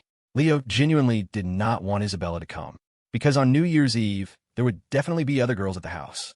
Setting everyone else aside, Peyton would definitely be there. Summerlin might also stop by for lunch. There was even a chance his mom would invite Willow. Bringing Isabella over at a time like this would be like dropping a hawk into a chicken coop.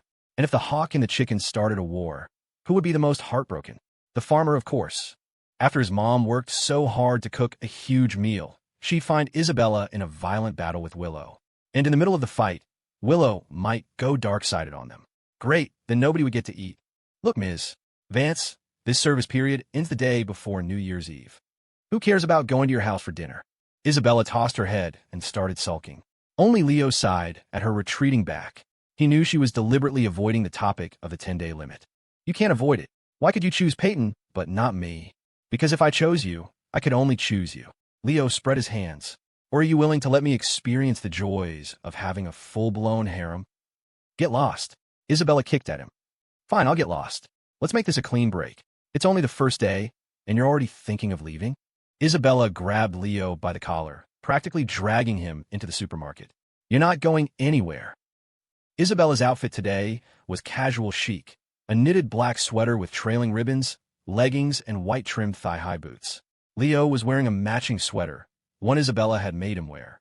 The two of them, seemingly in a couple's outfit, walked together. They didn't look like a young couple, more like a slave owner and her slave. Why? Because a few days ago, Isabella had gone to see Dr. Morris. On a matter of why Leo had chosen Peyton, Isabella couldn't figure it out for the life of her. She could only attribute it to recovering his memories. She wanted that, too. With a clear goal in mind, Isabella's motivation kicked in a high gear. She went straight to Dr. Morris. How do I make Leo recover his memories? Isabella sat down across from the doctor, all business. I told you this already, didn't I? Go to familiar places, do familiar things, be with familiar people. Dr. Morris remembered her. The woman's face was too distinct. His memory was clear. She was Leo's second girlfriend. Oh, is that how it works? Isabella said, as if hearing it for the first time. Dr. Morris was stunned. So, no one had listened to a single word he said on the day of discharge? How long had it been since then? With a family like this, the patient was really in for it. This was why Isabella was so persistent. She had never wanted to recover her lost memories more than she did right now. Leo, go talk to the fishmonger. Are you crazy? Can't you see she's busy? Leo tilted his head. He knew exactly what this woman was up to. When he'd mentioned the 10-day limit, Isabella hadn't dwelled on it. The woman had another objective in mind. She had definitely seen someone else recover their memories, and now she was getting anxious. But that was also Leo's goal. He wanted to recover his memories more than anyone. Being her boy toy was the only way they could have contact. Without it, there would be no reason for them to interact. But Leo couldn't stay at her house being a boy toy forever. So these 10 days were his last chance. Isabella, recreating scenes from memory has its limits. The fishmonger doesn't have time for me right now. Leo pushed a shopping cart up to the blue-eyed woman and pointed at it. You want me to sit in it? Sit in what? You're almost taller than the shelves.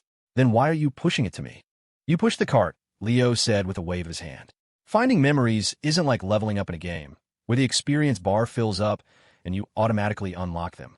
We have to enjoy the moment. Me pushing the cart is enjoying the moment. I'll be grateful for your hard work. Let me enjoy it for a bit first. Leo gave a cheeky grin, then led the way into the supermarket. With her supermodel physique, Isabella Vance was a magnet for attention wherever she went. It didn't matter if your taste ran toward mature women, cute girls, or something else entirely. When you saw Isabella, you might not like her, but you couldn't help but look. She was just that eye-catching. Especially when a mixed-race supermodel appeared in the homey atmosphere of the produce section, it created a natural, stark contrast. When men couldn't stop staring at her, they would invariably sigh in despair. How could someone so stunning be taken so young? Hey buddy, stop staring. Your wife's getting mad. Leo waved a hand in front of a middle-aged man's face, pointing to the fuming woman behind him. Isabella was usually immune to this sort of thing. She was fearless in the face of anyone's gaze, and it rarely caused a ripple in her composure. But Leo's action annoyed her. Why didn't you yell at him? If I had to yell at everyone for that, we'd never get anything else done when we go out. I'd just be standing on the street arguing with people all day. Does it make you comfortable when he looks at me? I'm not that insecure, Leo said, shaking his head. When other people look at you, I'm not comfortable, Isabella said bluntly. Whoa, talk about possessive, Leo muttered, but he didn't complain too much. You had to look at things from both sides. Possessiveness could be a good thing, but anything taken to an extreme turns bad. Isabella, at least, wasn't a hypocrite. While being possessive of him, she also demanded that he be extremely possessive of her. It was just a trivial little thing. Leo didn't think much of it. He was looking up at the price signs for the vegetables when he noticed something was off. The person across from him looked very familiar. Isabella was still sulking at Leo, but when she turned her head, she saw that Leo had frozen, his eyes glued to the woman on the other side of the aisle. She reached out and pinched a bit of flesh on his waist. Then she, too, looked intently at the woman. She hadn't noticed before, but now she realized just how low her guard had been. Her greatest enemy had gotten so close, and she hadn't even sensed it. Mom? Willow. Leo looked at the mother-in-law and daughter-in-law duo with a strange expression. He glanced back at Isabella beside him. The scene was starting to get weird. A small vegetable display separated the two groups, but it couldn't separate their intimate relationships. On one side was his mom and his fiancée. On the other, her son and his sugar mama. Logically, the sugar mama should have been replaced with a mistress to fit the classic soap opera trope. Mom, you really shouldn't have to come out to buy things for New Year's yourself. No one spoke. His mom kept her head down, picking through a pile of garlic, not even glancing at her son. Willow, what's going on? Leo asked tentatively. Willow stole a glance at his mom, then pouted and made an angry face, pointing at her. But before she could finish, her mother-in-law-to-be grabbed her hand. Willow, do you like yams? Auntie, Leo is right over there. Son? What son? If it weren't for my daughter-in-law, no one would even remember this old lady. I was talking about Leo. I didn't say son, Willow thought. Is she having auditory hallucinations? She had no idea what to do, so she just resorted to making frantic faces and gestures to convey information. Leo knew his mom was angry. He decisively walked around the display to explain. Mom, I really have been busy.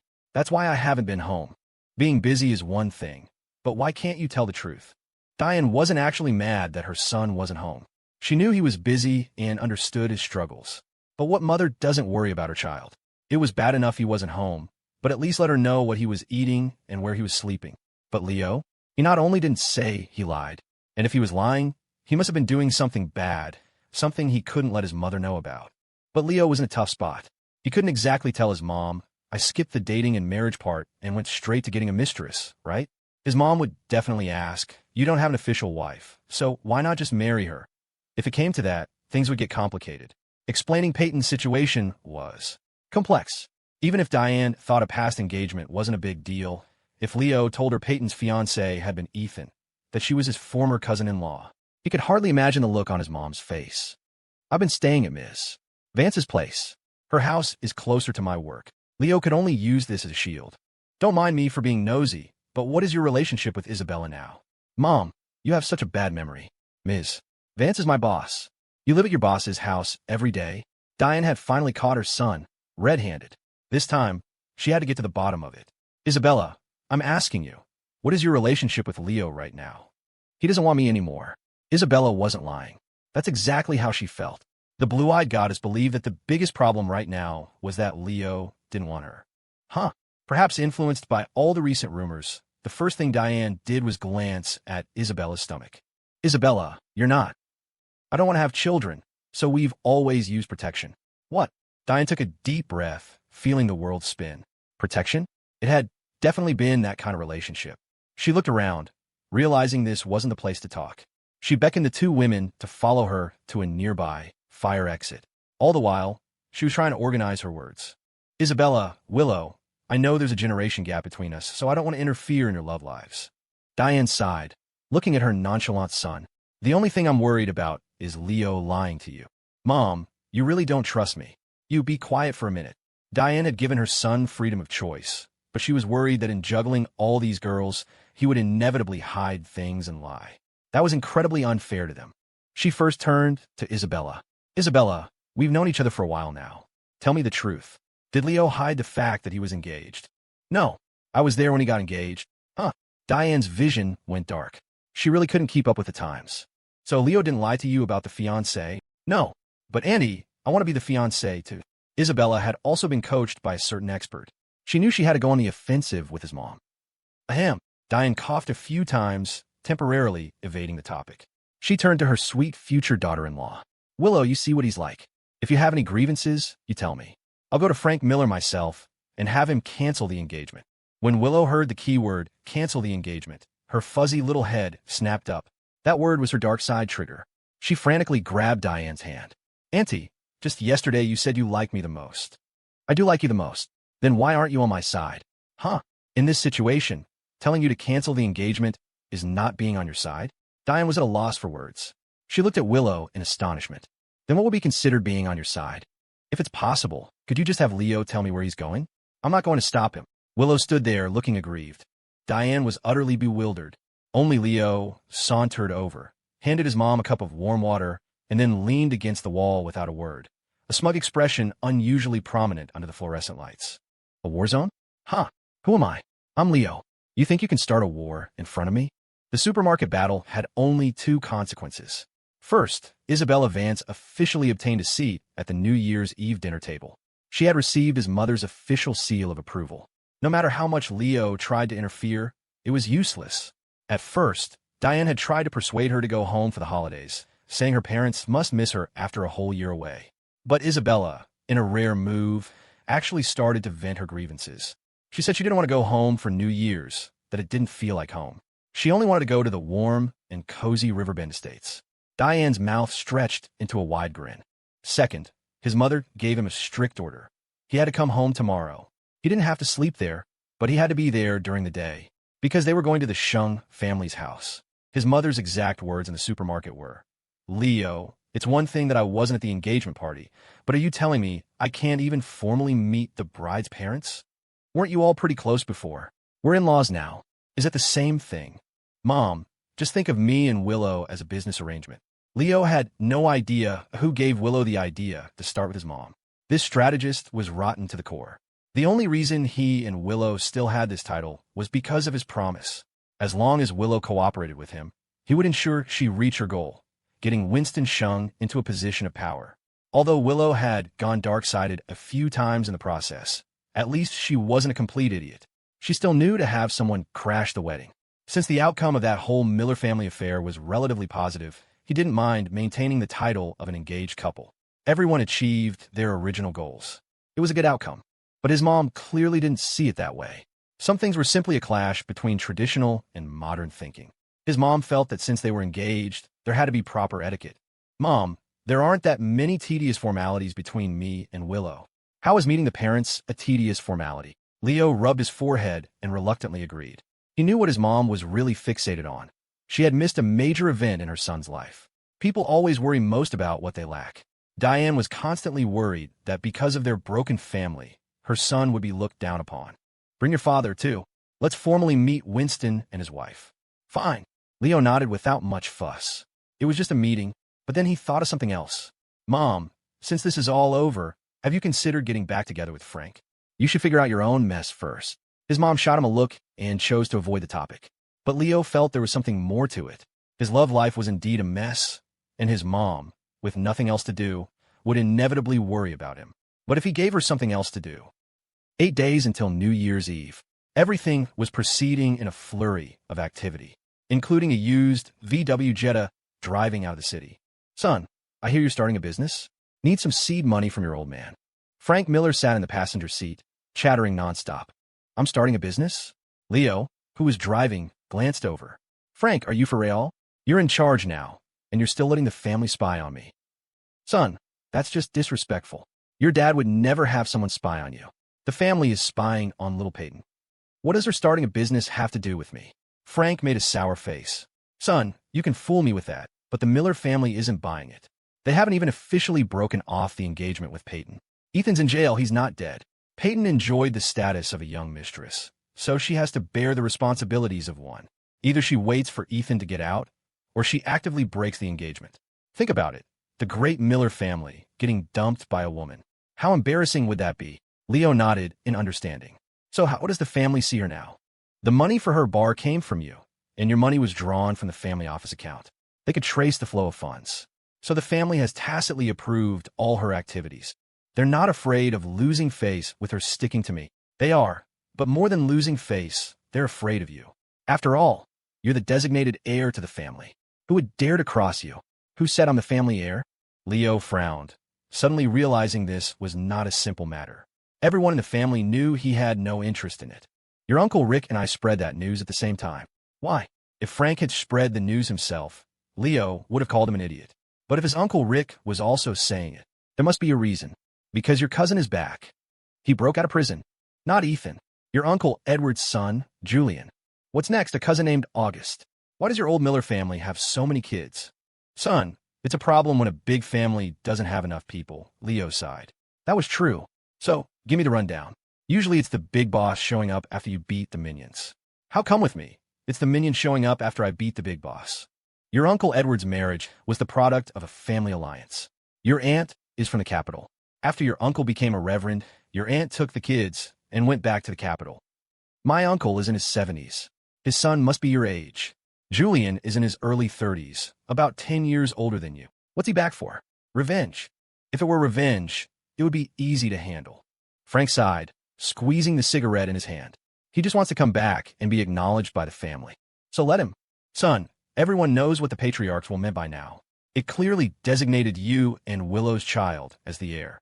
So, Dad has to protect the family fortune for his grandson. Who said I'm having a kid with Willow? Son, you've got so many already, just have one with her while you're at it. You think I'm some kind of seed-sowing machine? Leo complained helplessly, glancing into the back seat. Mom, the apple doesn't fall far from the tree. You hear the nonsense this old man is spouting. His mother, sitting in the back, hadn't said a word the whole time. She didn't understand family matters, so she didn't interfere. What? Who's Peyton? She's well, she's sort of like Isabella, Leo explained, bracing himself. Diane stared into her son's eyes, knowing he couldn't tell the truth. She finally sighed. Is she coming for New Year's dinner? She has to. Leo, tell me now, exactly how many people are coming for New Year's dinner? Not many, Mom. I need an exact number. We don't have enough chairs. 4. Leo had done the math. Isabella, Peyton, and Willow would definitely be there. Summerlin would probably come for a meal, too, so he had to reserve a spot for her. Skylar had a happy family. She would definitely be spending the holiday with her parents. He had no idea where Dr. Shaw was, so she probably wouldn't be coming. We should have enough chairs in the house. You sure? Absolutely. Frank leaned back in his seat, not interrupting. He only spoke after they were done. How many chairs do we have? 6. You 2, plus 4 young ladies. What about me? Leo and Diane both turned to look at him at the same time. Everything was said without a word. Diane, I haven't had New Year's Eve dinner at home in 20 years. There's no chair for you. I'll buy new ones. No need. Leo watched them bicker with a smirk. He knew his mom understood Frank. But understanding couldn't erase 20 years of hardship, the resentment of raising a child alone. How many 20 years does a person get? You even have to pay interest on a loan. Some debts are destined to be repaid over a long, long time. Go for it, Frank. When your wife back? Isabella Vance arrived at the office late. She was late. In reality, there was no such thing as her being late. Who sets a work schedule for the boss? But she had one for herself. She was an extremely disciplined person. That damn Leo, just leaving like that. Isabella walked into her office, grinding her teeth. It took her a long time to calm down. They say with no man in your heart, your focus is divine. It's true. Romance really does affect your work performance. But right now, all Isabella could think about was drawing a sword and cutting Leo down. She had woken up to find him gone, with only a note left behind. Taking a personal day, something came up. Request denied. Isabella had sent 7 or 8 messages denying his request, but they all vanished into the void. She was so angry she was about to go find him herself. It was only when Mrs. Lou brought her the breakfast Leo had made, and whispered, Mr. Miller said to wait for him for dinner tonight, that she paused. Dinner my ass. Tell him to get lost. Mr. Miller said, that dinner doesn't mean eating at the dinner table. Mrs. Lou was completely confused. She didn't understand these young people and their strange phrases. What did it mean that dinner wasn't dinner? But Isabella understood. She put away her plans to draw her sword and kill him. It wouldn't be too late to kill him after she'd had her dinner tonight, because she really had been hungry for many days. Ring, ring, ring. Isabella picked up the phone on her desk. It was the front desk. Hello, Ms. Vance, there's someone at the door for you. Who? He says his name is Mr. Miller. Tell him to get his ass in here. Isabella hung up the phone and put on a stern face, seemingly ready to explode. But she quietly slipped off her high heels. She was truly hungry. And when you're hungry, you have to eat. Is eating in bed still eating? Is eating in the office not? A knock came from the door. Get in here, you bastard. At the same time, in a private kitchen restaurant, Leo and Willow were leaning over a glass tank, looking at the fish inside. In a private room not far away, their parents were having a cordial chat. Originally, the two of them were supposed to be there as well. But because Leo kept interrupting with terrible jokes, Diane had kicked him out. Willow, naturally, followed him. She had known about the parent meeting last night, so she had gone home to stay with her parents for the night. This private restaurant served Malaysian food. It was booked by Frank, so of course it was stylish. Leo just didn't think the food was very good. The quiet corridor was occupied by just the two of them. Their faces were pressed against the fish tank, staring at an octopus inside. Willow felt a little awkward and decided to start a conversation. I heard that octopuses have one main brain and 8 auxiliary brains, multiple nervous systems, and even have emotional intelligence and the ability to communicate. If they realize they're in captivity, they might self-destruct. Wait a minute, I think someone has told me that before. On this calm afternoon, when even the wind was quiet, something suddenly shifted in Leo's head. With no warning. Who told me that? Leo muttered, holding his forehead. An octopus will eat its own arms if it's hungry. An octopus's blood is blue. For an octopus, mating is a death sentence. Leo rattled off a bunch of facts, then looked up at Willow. Did you tell me this before? I've never spoken to you before. Right. Leo shook his head, clearing the thoughts from his mind, and pressed his face against the tank again to look at the octopus. But Willow was a little worried. She leaned in closer and whispered, Leo, what are you thinking about? You think an octopus, being so smart, could take over the world? I don't know. Willow shook her head. She couldn't keep up with his scattered train of thought. I think the threat is significant. I'm going to reward myself with some takoyaki tonight to eliminate the threat posed by octopuses.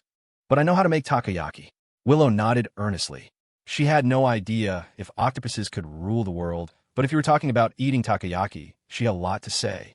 Wasabi, garlic, sea salt, tomato, braised beef. What flavor do you want? Why would there be braised beef-flavored takoyaki? Leo turned his head, a look of utter confusion on his face. I invented it myself. You spend your free time inventing takoyaki flavors. Not just that. I also build a little bamboo den for my cat. I can make sweet and sour spicy crab sticks, and I can knit slippers and turtleneck sweaters. As Willow spoke, she lowered her head, embarrassed. She felt that these domestic hobbies were a little hard to admit to someone like Leo. Can you build me a little den? Like a treehouse? No, I can't handle the materials for that. Willow said seriously, her head still down. You have to use multi-layered solid wood panels to wrap the treehouse, and the foundation needs to be galvanized steel. Wait, you actually know how to do that? Faced with Leo's disbelief, Willow didn't know why he was asking. In her eyes, everyone, including Leo, was incredibly capable. Look at Isabella, Dr. Shaw, Peyton, Summerlin. Her little hobbies felt so insignificant in comparison. I've never actually done it. I've just looked it up online. Just as Willow was trying to explain that she wasn't actually a craftswoman, Leo suddenly slapped his forehead. I want a drink of water. I'll go get you some. No, I want to drink the water from the fish tank. As he spoke, Leo darted forward, standing on his tiptoes to try and open the lid of the tank. Leo, you... Willow froze. Anyone would have frozen. Wait here for a second. Willow turned and disappeared around the corner, then came back, strenuously dragging a large chair from the private room. Her delicate frame, struggling with a heavy chair, was an odd sight. She walked over and patted Leo on the back. You can stand on the chair. You want some? I can try a little. Willow was the first to stand on the chair. She struggled to open the lid, then dipped her finger into the tank water and tasted it. Leo, it doesn't taste good. The meeting of the parents was just a chat, nothing more. It was mainly to state their positions. The main takeaway was that Winston Shung and his wife had absolutely no complaints about their daughter marrying Leo. In fact, they seemed almost eager to please. It completely baffled Diane. More than once, she found herself thinking that while her son's love life looked chaotic, his handling of it seemed remarkably orderly. And the main impact of this parent meeting seemed to stem from one very strange incident. Willow, Skylar, I have to tell you the most ridiculous thing. Willow was hiding in a corner, typing furiously. Skylar, is it more ridiculous than me finding a $100 bill on the street today, returning it to the owner, and then being accused of stealing it? Willow, yes. Willow's tone was certain.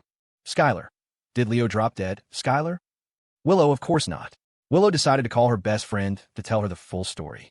Okay, so I'm moving to Leo's house according to your plan. His mom was very welcoming and wanted to meet my parents. Today we met at a private restaurant, and in the hallway, we saw an octopus in a tank. Willow, why don't you just start from the creation of the universe? Skylar interrupted. The conclusion is that I drank some of the water from the fish tank. It didn't taste good. That was what Willow wanted to say. Ha ha ha ha ha, you're insane. A loud thud came from the other end of the line.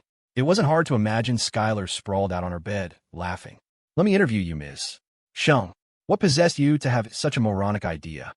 I just think Leo's ideas are always so strange, and I wanted to experience one of his strange ideas for myself. Willow had anticipated her best friend's reaction. She hadn't called for any other reason than to share her day with her. Leo's idea? Leo wanted to drink it too? Yes. He was probably just teasing me. Willow, are you saying that Leo, out of nowhere, suddenly wanted to drink water from a fish tank? There was a reason. He said he was thirsty. I get it. Skylar hung up. Willow heard a sigh from the other end of the line before it went dead. She was stunned. Skylar actually sighed? She sighed. Willow quickly typed a message. Willow, Skylar, what's wrong? But the message disappeared into the void, with no reply. After the dinner party broke up, Leo didn't go home. He unlocked a shared bike and rode aimlessly through the streets. He ended up at a children's park. He knew something was wrong with him. Water from a fish tank appeared frequently in various stories, usually accompanied by negative words like suicide or illness. But he didn't feel like his current state of mind was negative. Leo believed that when a person is busy, they don't have time for too much introspection. He had been so busy lately, doing so many things. For example, what had he been busy with? Leo leaned against a wall, silent, watching the mottled shadows of the trees in the sunset, lost in thought. From the day the patriarch died until today, he felt like he had been constantly on the move. But what was he actually busy with? It's not so bad to be muddled. The problem comes when you start to think too clearly. What the hell am I doing? Leo muttered to himself, sitting on the ground, a rare look of confusion in his eyes. He had a vague answer. He was being pushed along by various things. An active person being pushed along is a major problem in itself. When does a person get pushed along? When they have no goal in their heart. Leo didn't think this was a big deal. Just like the children running wild in the sunset before him. They probably had no goals either. If they saw a merry-go-round, they'd ride it. If they saw a ring toss game, they'd beg their moms for $20 to buy a few rings. Who doesn't go through a period of confusion in their life? Faced with this situation, Leo thought the best solution was to look back at the path he'd taken. Never forget your original intention, and you will achieve your goal. When you have no goal in front of you, your original intention becomes your biggest goal. He had many original intentions. For example, what was his original intention? Leo couldn't remember, because he had forgotten. His expression was complex. No one gets stuck in a mental loop for no reason. If you do, it means you've hit a problem. The weather in Riverbend was neither cold nor hot. Even in winter, the pedestrians on the street seemed to be experiencing all 4 seasons at once. Leo, wrapped in his jacket, leaned against the wall, his legs curled up, seriously feeling the damp chill in the air. He suddenly remembered something the patriarch had once told him. When you no longer desperately cling to the pursuits of your youth, that is when you have truly grown up. The patriarch had kept his promise. He had given him the life he wanted, a life with an infinite margin for error. He was no longer constrained by money or life, and this life came at no cost. No one required him to be the heir. He didn't even need to have a nominal position in the company. Isn't this the life you dreamed of? So why the long face? Leo didn't know what he had once desperately pursued. Evelyn Shaw had said it long ago. The psychological trauma of amnesia is significant. When Leo's goals were clear and he was busy, everything seemed fine. But when he began to search for himself in the quiet, this post-amnesia syndrome, delayed by nearly 4 months, silently arrived. In a place no one was watching, without any warning or premonition. Leo huddled against the wall, his legs drawn up, staring blankly into the distance. Lifeless. And, along with the post-amnesia syndrome, came her. Skylar Reed, her hands behind her back, crept along the wall and plopped down beside him. Quietly. The two normally vibrant people fell into a comfortable silence together. Why did you find me? Because you always come here when you're like this. Like what? Sad. Skylar unwrapped the scar from her neck. She tied one end to her wrist and the other to Leo's. He looked down, feeling a little baffled. What are you doing? Stopping you from dying. You're nuts. You think I'm some emo kid? Leo rolled his eyes and leaned back against the wall. I'm considering actively looking for a way to recover my memory. Is there nothing to learn from Peyton's case? It's too hard to replicate. I can't just have someone stab me, can I? Then don't look for it. Look at you. You just recovered one memory of Peyton, and you already want to drink fish tank water. If you get it all back, you'll be drinking crude oil. You have a point. I have a small one. Skylar tried her best to puff out her chest. You definitely have a point, Skylar. Leo turned to look at her and sighed. You've never told me our story. I have. We played together, had fun.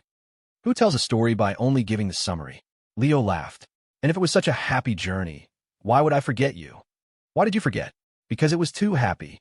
An immense, overwhelming happiness. Haven't you heard that extreme joy turns to sorrow? Skylar, my problem is serious, isn't it? Leo pulled a notebook from his pocket. It was the handwritten apology letter from Skylar. Everyone knows you have psychological issues.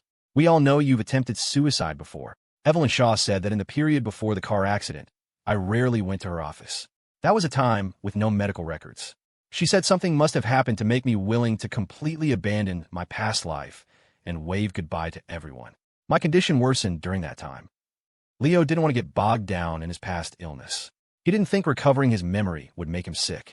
He just wanted to know, before he lost his memory, at that moment when he waved goodbye to everyone, what did he truly want? The Miller family's money? Some distant place? Freedom? He didn't know, but now he wanted to. Skylar remained silent. Leo stood up and started to walk away without hesitation. Leo, the past is not good. I know. Otherwise, I wouldn't have forgotten it. Can't you just live a good life like you are now? Skylar struggled to her feet. Hearing this, Leo paused. He turned his head and asked, seemingly out of nowhere, what color is an octopus's blood? Blue. Why is sex a death sentence for an octopus? The male octopus self-destructs after mating. Our octopus is smart. They have one main brain and 8 auxiliary brains. Leo left without another word. He knew she wouldn't tell him. Skylar didn't chase after him. She knew he was a proactive person. He would find a way to handle his life. Everyone has to go through a period of confusion in their life. It's a necessary part of the journey to the final destination. Evelyn Shaw had started a job at a pet store, responsible for feeding the cats and dogs every day. If she wanted a high-paying job, she could easily have done something related to psychology. But she wanted to change her life. The work seemed simple, but working at a pet store was actually quite tiring. The long hours were a major trial for Evelyn's fragile constitution. But she loved the job. Since she didn't want to deal with people, dealing with small animals was a good alternative. And every day after work, she could go for a walk by the lake. Until an unexpected, but not entirely surprising, call came to her phone. Is anyone at your house right now? It was Leo. Of course not. Then where did you put the key? In my suitcase. I need to go to your apartment. Should I call a locksmith? Okay. Evelyn didn't burst into tears at the sound of his voice. This was the life she wanted to pursue. But she couldn't help but ask, what are you going to my house for? To see if there are any files about me left. Why are you suddenly looking for files? Did something happen? I want to find a way to recover my memory. That's very difficult. Psychological factors are too subjective. Trying to find an objective solution is pure fantasy. And I don't recommend you look for one. Evelyn rubbed her brow, stroking the head of a golden retriever. When the feelings return with the memories, I'm not sure if your psychological issues will still affect your life. They're already affecting me. I wanted to drink water from fish tank today. Just out of nowhere. Then stop this behavior immediately. Find a new life like I did. Evelyn gave the most rational advice, even formulating a concrete plan. Find a new job, find a new goal. Leo, don't underestimate the impact of your past. The fact is, most people still hold prejudices against mental illness. They think it's only a disease if a knife cuts you. But you can't think that way, because you've already attempted suicide once. Evelyn listened carefully to the familiar voice on the phone. Did she miss him? Of course, she missed him. But it had to stop here. Any further, and it would just be an endless cycle of taking again. Leo, I should go now. Evelyn, can a person really completely discard their past? Yes, as long as you're brave enough, the gentle voice said through the phone. Leo stood by the elevator, lowering his phone, repeatedly mulling over Evelyn's words. A person like Leo, once he sets his mind on something, rarely listens to others' opinions. He was just analyzing her words to figure out how she was doing. He had heard the sound of dogs barking, many dogs. And it was indoors. A cat cafe, dog cafe, or a pet store. She sounded like she was in a good mental state. The woman's financial situation was, if not complete freedom, at least comfortable enough not to worry about food and drink. She should be fine. Leo didn't overthink it. He tried to find a locksmith's number on the wall, but he forgot this wasn't an old building like Riverbend Estates. It was a high-end apartment complex. There were no small ads on the walls. It wasn't that he didn't know any locksmiths, but they were all near the university, too far from here. So he knocked on the neighbor's door, hoping to get a local number. Ma'am, I'm a friend of the resident next door. She went on a trip and took the key with her. I was wondering if you had a number for a nearby locksmith. I do, but didn't you guys have a locksmith over yesterday? Leo was a bit stunned, unsure who we referred to. I don't know who it was. I saw a woman, maybe in her 40s or 50s, directing a locksmith yesterday when I went downstairs to buy groceries. I see. Thank you. Leo left the room, completely bewildered. When he had just spoken to Evelyn, she had said no one was home. He didn't hesitate. He went straight up and knocked on the door. The door opened. Who are you looking for? A middle-aged woman stuck her head out, looking at Leo with suspicion. Who are you? And why are you living here? Are you from property management? This is my niece's apartment. She asked us to look after it while she's away. Evelyn Shaw has other people on her household registration. The words just slipped out. He was mainly just completely blindsided by this answer. Wasn't Evelyn famously tragic, the sole survivor of the Shaw family? Forget blood relatives. Even her adoptive parents were dead. What kind of way is that to talk? I'm her aunt. The middle-aged woman was clearly displeased. My mistake, I'm sorry. Leo used his foot to block the door, preventing it from being closed. Does she know you're living here? Of course she does. The self-proclaimed aunt's words were evasive, her guilt apparent. Fine. Then, Auntie, let me in for a minute. I left something here before. What are you looking for? I'll get it for you. Is it inconvenient for me to come in? Leo wedged half his body in the doorway, forcing his way in and looking around the room. His expression darkened. Who gave you permission to change things in here? In just a few days, Evelyn Shaw's home had been transformed. The once Vampire Count's lair was completely redone. Warm floral wallpaper had been put up, and the perennially closed curtains were drawn open. Sunlight streamed into every corner of the room. The apartment, with its excellent orientation and layout, finally seemed to live up to the real estate agent's praises. But in Leo's eyes, there was a sense of something lost. Some images are impossible to forget. The woman sitting behind the large desk, her eyes reflecting the candlelight, silently speaking of her love and hate. That scene would probably never be seen again. Faced with this unexpected intruder, the self-proclaimed aunt's expression was clearly not pleased. This is breaking and entering. Pot, meet kettle. Leo walked to the desk, trying to find some familiar traces. The candles that once caked the table with wax had been replaced by a desk lamp. The feather quill had been replaced by a ballpoint pen. Other than that, the desk was empty. Even the painting of Aphrodite on the wall had been taken down and replaced with a grandiose landscape titled Splendid Rivers and Mountains. Leo tried to head toward the bedroom, but was blocked by the aunt. Weren't you here to find something? Find it and leave. Who are you, really? I really am Evelyn's aunt. Aunt? Leo seemed to recall someone like that from his memory. Evelyn had mentioned it when telling her story. She had said her parents died in a fire, her grandmother in a car accident, and then her aunt had taken her in.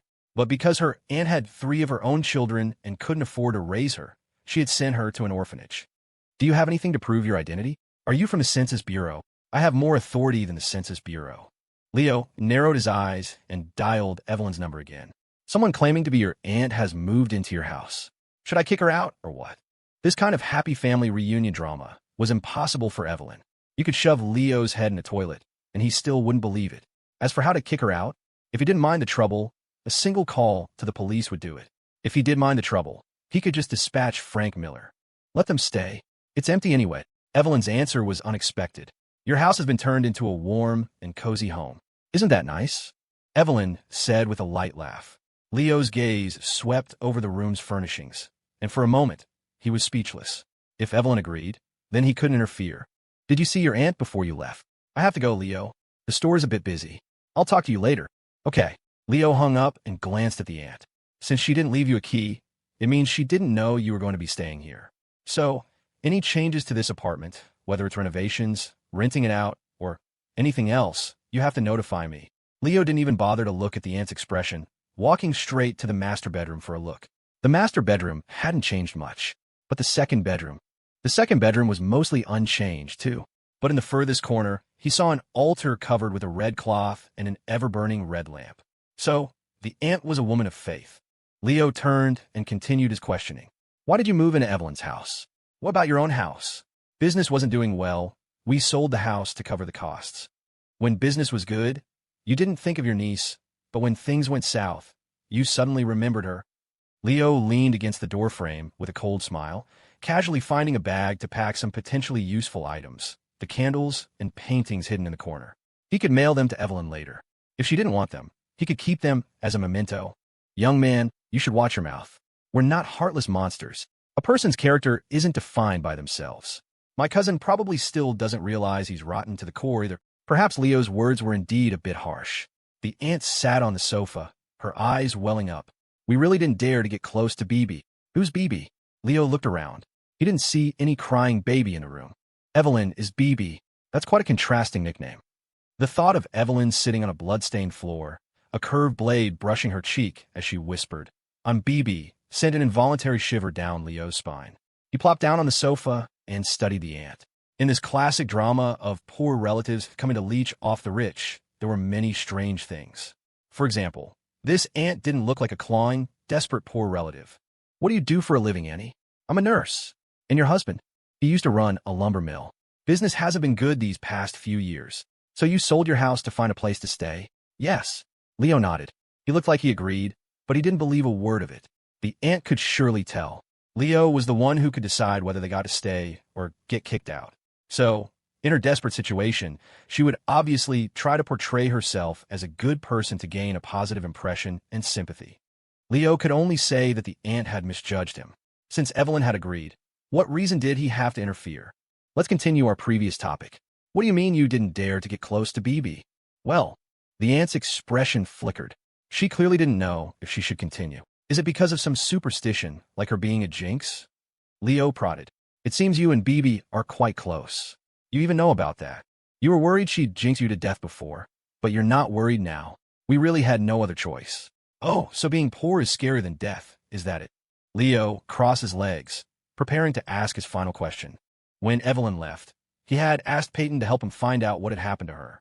But because her social network was so thin, they hadn't found anything. Leo felt it must have something to do with this aunt. A change of heart is often accompanied by a significant event. Tell me exactly what you and Evelyn talked about. The aunt answered quietly from the sofa. She said she and BB hadn't had contact for many years, but she knew BB was doing well, so she didn't worry too much. At this, Leo looked at her skeptically. How did you know she was doing well? The orphanage director told me. The old orphanage still uses her as a success story in their brochures. Isn't that just misleading the kids? Were they supposed to learn from following Evelyn's example? The aunt continued. She said this time, they really were at their wits' end, so she called, hoping to ask if they could stay for a while. But Evelyn refused. The aunt said she understood. After all, they hadn't been in contact for so many years. Then she quickly glossed over the part where Evelyn refused. But Leo wouldn't let her. That's what I want to hear. Tell me about that conversation in detail. I just said we wanted to come stay. BB said no, and I said I understood. If I wanted to borrow money from a rich relative and they refused, I would understand too. Why should they lend me money? But why give up on borrowing money just because I understand? Leo leaned forward on the sofa, his center of gravity shifting. It was the first sign of aggression. He was about to apply pressure. The aunt shrank back, smiling awkwardly. I did chat with BB about some things. Asked her to please agree. You probably talked about the past, right? Like the gift you gave her for Children's Day when she was little, how you took care of her after her grandmother died, and how you walked her to the orphanage. The summary is, although everyone avoided you like the plague, and Annie did too, I was still better than the others. BB told you our whole conversation.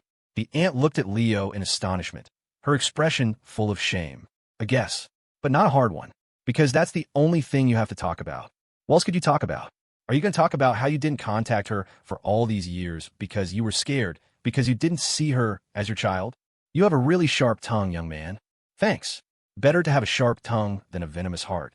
The aunt sighed and said nothing, just nodded. We really were at the end of our rope back then. No one is listening to your story. Talk about Evelyn. She didn't say much in the middle. Just at the end, she told me she was leaving and not to call again. That's why we resorted to this. After hearing this story, Leo didn't say much, even though the story was full of holes. If you were at your wit's end, couldn't you rent an apartment? The only cost of renting is the rent. You broke into someone's house. That's illegal. Leo shook his head. He hadn't forgotten why he was here. Where are all the files from Evelyn's bookshelf? I packed them all up and put them in the closet in the second bedroom. Leo stood up and walked toward the second bedroom, but he was stopped by the aunt as soon as he touched the doorknob. Young man, this isn't very convenient. What's the problem with me grabbing something? The aunt pointed to the altar covered with red cloth. Young man, rushing in like that might disturb. Then you can get them for me. There are so many files from her bookshelf. I don't know where they all are. How about I call you when I find them? Seeing her stalling, Leo tilted his head and gave her a cold look. He frowned and was about to push his way in when his nimble nose suddenly twitched. Fine. Call me when you find them. The aunt had clearly prepared a long list of reasons to dissuade Leo. She never expected the young man to be so understanding. Young man, I know you don't believe in all this mystical stuff, but it's better to be safe than sorry. I respect that. Leo yawned and turned to leave without any hesitation. But he asked for one thing before he left. Annie, you must have had a new key made after you had the lock picked, right? I did. Evelyn's instructions were for you to give the new key to me, so I can mail it to her. Well, The moment the aunt hesitated, she saw Leo instantly turn and walk back into the apartment, looking like he was ready to stay for good. She couldn't win against this thuggish young man. She could only let out a long sigh. It's only right that BB has a key. Annie, you're always so thoughtful. Leo walked out of the building. He stood downstairs, looking up at Evelyn's window. On this windy day, there were no more curtains billowing. He subconsciously took a deep sniff, closed his eyes, and thought. A moment later, he opened them again, a meaningful smile on his face. He could vaguely see a head in the window upstairs. Probably the aunt. Leo gave a distant wave and walked away with long strides. There was something wrong with that aunt. She wanted to get rid of the trouble that was Leo, but there was something she didn't want him to see. In this situation, the smartest thing she could have done was ask Leo for a description of the files, so she could find them quickly and get rid of him. At the very least, she should have asked for his phone number. Leo didn't say anything. Instead, he made a call to Willow Shung. I need to ask you about something. Metaphysical. Get out. Isabella Vance looked up at the head, peeking through her office door, and barked coldly. Ms. Vance, allow me to introduce myself. I'm Julian Miller. Isabella had no time for small talk. She picked up the phone on her desk to call the front desk and have him thrown out. Ms. Vance, give me 1 minute. Then you can decide whether you want to let me in. Julian didn't even leave a pause for breath, continuing rapidly. We have a common goal, Ms. Vance. I know you want to be with Leo. I have a way to force the Shung family to break off the engagement. Julian's speech didn't even last a minute. He was dragged away. It was just a small interruption. For Isabella, it was nothing. But one sentence stuck in her head. I have a way to force the Shung family to break off the engagement. Julian Miller walked through the underground parking garage, shaking his head. He was wearing a flashy white suit, which now had a black smudge on it from his scuffle with security. He opened a chat group on his phone called the Phoenix Project. He sent a picture of the black mark on his suit. Visited Isabella Vance today. Got dragged out by security. Then he tagged the group admin at Master. What should I do? When no reply came, Julian sat in his car, a broad smile on his face as he looked up at the Starlight headliner. Do you think Isabella Vance will believe me? Mr. Miller, I don't know, the driver answered cautiously. When dealing with Isabella Vance, don't talk too much. Leave her with just enough information to think. Even if you have the right advice, don't provide it directly. Only offer fragments to make her think, because she likes to be in control. This was the advice the admin had shared in the group. It seemed vague and empty, with no concrete suggestions. But Julian felt it suited him perfectly. He had originally planned to tell Isabella in excruciating detail how he could make the Shung family break off the engagement. The master's advice was truly superior, even though he suspected the master was Leo. No one else in the group suspected it was Leo. They didn't think Leo would do something so boring. If he wanted money, why would he use such a method? Just call me directly, and I'll give it to you. But Julian had investigated Leo before he came back. This guy was entirely capable of doing something so absurdly boring. Night fell. A cold wind whipped through the air, the kind that made you think of ghosts on the move. In the community pavilion, 2 such ghosts were darting through the shadows. Willow, do you think ghosts are real? No. Then why did you insist on coming with me? I was worried you'd run into one.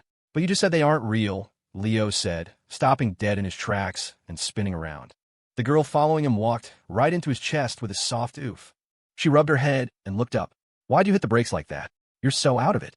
If you actually saw a ghost, you'd be a free meal. I'm the personal disciple of Master Hausher of the Celestial Master Sanctuary. Willow retorted a little indignantly. She glanced nervously into the pitch-black surroundings, then edged closer to Leo. Forget the fact that ghosts don't exist. Even if they did, I'd teach them a lesson. Willow clenched her fist and, on instinct, threw a punch into the air. And that punch, believe it or not, actually had some force behind it. Clang! What was that sound? I hit the lamppost. Willow, you've been studying with your master for years. What exactly did you learn? Master Hausher said he poured his life's work into me. Show me, Leo said, rubbing his hands together and looking at her excitedly. He'd sensed something was off in Dr. Shaw's apartment, especially in that spare bedroom. That's why he decided to investigate it at night. He wasn't a superstitious guy, but with this kind of weird, mystical stuff, it was better to be safe than sorry. So he'd found Willow. He figured there was no harm in asking a professional, just in case he needed a trick or two. He never expected she'd insist on coming along. But since she was here, a little skills demonstration couldn't hurt, right? Willow, don't be shy. Go ahead and show me what you've got. If you're worried, I'll sign an NDA. I won't reveal a single secret of your master's life's work. That's not necessary, Willow said, shaking her head. She unzipped the collar of her jacket to reveal what was hidden beneath her winter clothes. A glittering, golden arsenal. Well, I'll be damned, Leo muttered, his eyes wide. He stared at the rows of talismans, blessed crystals, and old coins hanging around her neck and stitched into her clothes, utterly speechless. So, her master's life's work was just a pile of consecrated gear? And here he was thinking she could shoot a fireball from her hands. My master said, I don't need to learn anything else. He personally blessed all of this. It's effective, Willow said, nodding with absolute conviction. So your fellow disciples don't have to learn anything either? They do. He doesn't give them this stuff. They don't donate enough to the sanctuary. Got it, Leo said, shaking his head. A pay-to-win warrior doesn't need to grind. He gave her a few last-minute instructions. I got a key to Evelyn's place. We're going to sneak in quietly and see what's hidden in that spare bedroom. Okay, Willow nodded, though it was clear she was nervous, her voice trembling slightly. Whether it was drinking fish tank water or exploring a haunted house, she had no interest in the former and was terrified of the latter. But she wanted to be by Leo's side to understand him. Ready to go. Ready. The two of them vanished into the darkness and slipped into the building. It was after midnight when Evelyn Shaw finally got home from her walk by the lake. It had been a good day, going to work, coming home from work. It was a structure, a way to frame her life. For someone who felt lost, a routine was a powerful anchor. She had even made a friend, a young woman named Brooke who also worked at the pet shop. Brooke had just graduated from college, a bright and bubbly girl. The reason Evelyn was home so late was because of her. Brooke had recently fought with the boyfriend she'd been dating since freshman year, and was an emotional wreck. So, true to her nature, Evelyn had mustered the courage to ask Brooke to take a walk and talk things out.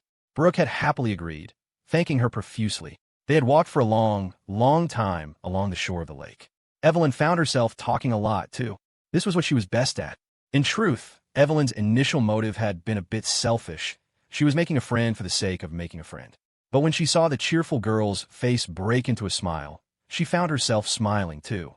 The feeling was so unfamiliar that for a moment, it threw her into a panic. Thank you, Evelyn, Brooke had said with grave sincerity. You're such a warm person. I'm going to tell my boyfriend I can forgive him because of your advice. We have to take you out to dinner tomorrow. Oh, you don't have to do that. Come on, we can all get to know each other. Brooke insisted, her ponytail bouncing as she playfully shook Evelyn's arm.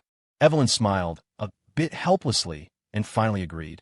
How can I let a kid treat me? It's my treat. I'm not a kid if I'm earning money.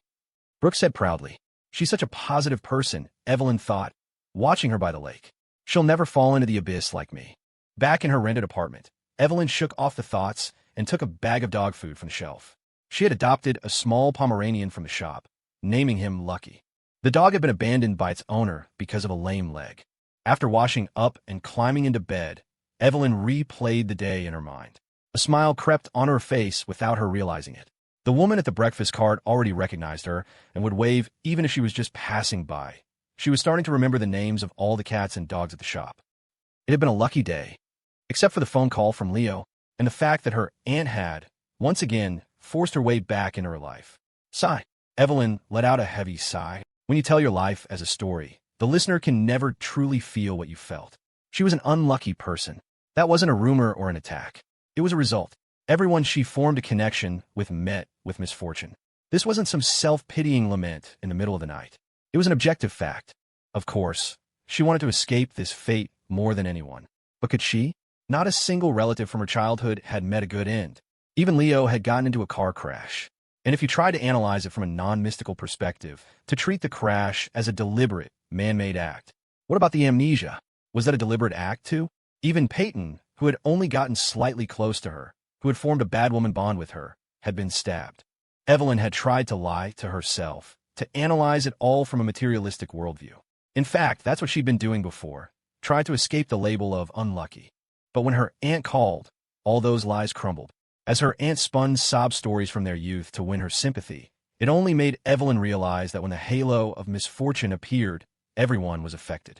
But Evelyn was older now. This time, she chose to fight back against the misfortune. She had bravely started a new life, and though the process was still full of bumps, she had succeeded. In this new city, no one knew her as a harbinger of bad luck. She would face life with more positivity, enjoying the peaceful present, just like today. Leaving Leo was the hard part, but it was the key to starting over. I let my aunt stay in the apartment, saving her from desperation. I talked with Brooke, helping her solve her problems. I brought the abandoned Lucky home, giving him a safe life. I'm the one bringing luck, right? Before falling asleep, Evelyn found a restaurant and sent the address to Brooke. They said good night, and she drifted off. When the sun rose, as it always did, she hoped tomorrow would be just as lucky. The sound of the lock turning was like a stray cat scratching at the door, setting one's teeth on edge. Willow kept clutching her chest, telling herself over and over that she was doing the right thing. Leo had said what they were doing was wrong, but Evelyn's aunt had picked the lock to get in, too. The pot couldn't call the kettle black. Willow had only one mission this time: protect Leo. At that thought, she tightened her grip on the talisman around her neck and stared intently at the space beyond the door. The apartment was silent, save for the occasional rhythmic gurgle from the plumbing. "It smells nice," Willow whispered. She didn't know if the strange smell Leo had mentioned was this fragrance, but it was familiar. It was the same scent as the cheapest incense sold at the Celestial Master Sanctuary. Cheap but strong. She followed behind Leo, taking tiny, shuffling steps. She felt safe behind him. It wasn't just a psychological effect. Even without looking back, Leo deliberately slowed his pace, keeping himself positioned half a step in front of her. A man of details. Beauty is in the eye of the beholder. It wasn't the first time Willow had felt the truth of that old saying. She'd felt it countless times since the day she'd fallen for him. Evelyn's apartment was a 4-bedroom, but the spare room with the altar was near the entrance, so they could get to it quickly. Willow leaned against the wall, her heart pounding in her throat, waiting for Leo to open the door. Especially when she saw him freeze in place after pulling the door open. A wave of fear shot from her toes to the top of her head. Goosebumps erupted on her skin. There are definitely no ghosts in the world. Otherwise, why wouldn't Master Hausher teach me how to get rid of them? She chanted in her mind, but her body was already shaking like a leaf. "Leo, maybe we should run." "Damn it. Wrong door," Leo muttered under his breath. He turned to the terrified girl. "Are you scared?" Before she could answer, he reached out and gently patted her head. Then he took her hand. When his large hand enveloped hers, a sudden warmth spread through Willow's entire body. She wasn't afraid anymore. At the same time, she felt a genuine admiration for him. "Look how brave my fiancé is. His hand isn't cold at all. Wait, why is his hand so cold? Leo, are you scared too?" Walking ahead of her, Leo seemed startled by her sudden question and flinched. "I'm not scared. I'll protect you, Leo," Willow said, mustering all her courage. She moved closer to him and helped push open the door to the other spare bedroom. When the door swung open, they were met with a room bathed in red and a thick, overpowering fragrance. She shrank behind Leo, then kept glancing back toward the master bedroom, worried the aunt would pop out at any moment. But Leo had already charged ahead, tiptoeing over to the altar. Willow followed him in, her scalp tingling as she caught sight of the altar out of the corner of her eye. A vague, terrible feeling washed over her. She clutched her talisman, a fresh layer of goosebumps rising on her skin as she watched Leo rummaging around the altar, her heart filled with dread. "Leo, hurry up. What if her aunt and uncle catch us?" "The uncle's right here," Leo said, yanking the red cloth off the altar to reveal a face with wide-open eyes lying on the table. "Why is her uncle sleeping here?" Willow exclaimed, about to apologize, but after a closer look, she fell silent. She quickly grabbed Leo, her voice trembling uncontrollably. Is he dead?" "His eyes are open. Looks like he died with a grievance." This was the source of the bizarre smell Leo had noticed that morning. It was a hard-to-describe fusion of rot and blood, something he hadn't been able to identify at the time. He had to see it for himself. No wonder the aunt, at her wit's end, would risk breaking and entering rather than renting a place. She was already facing a much bigger risk. A hotel or a rental was no place to hide a body. "Leo, what do we do now?" "Normally, we'd call the police, but that would inevitably involve Evelyn. I'm trying to think of a way to handle this without her finding out. If something like this happened in her apartment, the police will definitely notify her," Willow said, not quite understanding why they couldn't tell DR. "Shaw, she just moved here to start a new life. Something like this would crush her," Leo sighed, standing there and contemplating Evelyn's cruel fate. "Leo, a ghost? Didn't you say there are no ghosts? Look." Willow's teeth were chattering as she stared at the bedroom doorway. A short figure stood there, bathed in a faint red glow that illuminated the whites of its eyes. A grinding sound came from its mouth as it dragged its body forward, like someone with muscular dystrophy. "Ah, yeah, ah." An incomprehensible sound escaped its lips. Willow trembled, clutching Leo's shoulders. "Leo, what's wrong with her? You're the one to ask." Is this some kind of black magic? Black magic? Willow froze for a second, then bit her lip, quickly pulling a talisman from her pocket and pressing it against the aunt's forehead. Master Hausher, if your talisman doesn't work, I'm never donating to the sanctuary again. There were 7 days left until New Year's. Evelyn Shaw had slept soundly. When she got to the pet shop, the manager was assigning the holiday schedule. Everyone wanted to go home for the holidays, but the animals in the shop needed to be cared for. Evelyn volunteered for the duty, saying she wasn't going home. Brooke raised her hand too. My boyfriend and I are both from out of town, Brooke said excitedly. He has to work over the holiday, so I'm staying with him. Great. We can make dumplings together then. Evelyn nodded, carefully changing the bandage on her wrist in a corner where no one was looking. There was no wound on her wrist. The bandage was to hide the scars left behind from long ago. Everyone deserved a chance to lift their head and look forward. Her too. Then she got the call from her aunt. When her aunt's sobbing voice came through the phone, Evelyn felt a primal sense of unease. What's wrong? BB, your uncle and I were fighting. He hit me, and I killed him. I knew it, Evelyn whispered. The new bandage on her wrist wasn't even on straight. And it was my fault again, wasn't it? And he just needs to borrow some money to run away. I don't want to die, BB. It was an accident. Evelyn sighed and hung up without another word. She had already run away, but she still couldn't escape. When a normal person faces a crisis, they panic. But Evelyn wasn't a normal person. Her mind immediately began to construct the scenes that would follow. She looked up and met Brooke's vibrant, energetic face. You don't look so good, Evelyn. I'd suggest you go through your boyfriend's phone sometime soon. Or maybe follow him when he says he's out with clients. What? Why would you say that? Brooke looked up bewildered. Are you saying my boyfriend is cheating on me? It's a possibility. Or it could be worse, Evelyn said with a bitter smile, waving her hand dismissively as she watched Brooke run to the manager to ask for time off. Manager, I'd like to bring back the dog I adopted. What's wrong? The manager was also confused. I don't have the energy to take care of it, Evelyn said, making up a random excuse. She also asked for a half-hour break. I want to go get the dog now. Even if you're not keeping it, it doesn't have to be this second, does it? It does. Evelyn turned and walked out the door. Something she couldn't explain. She was just this kind of person, a vortex of gloom.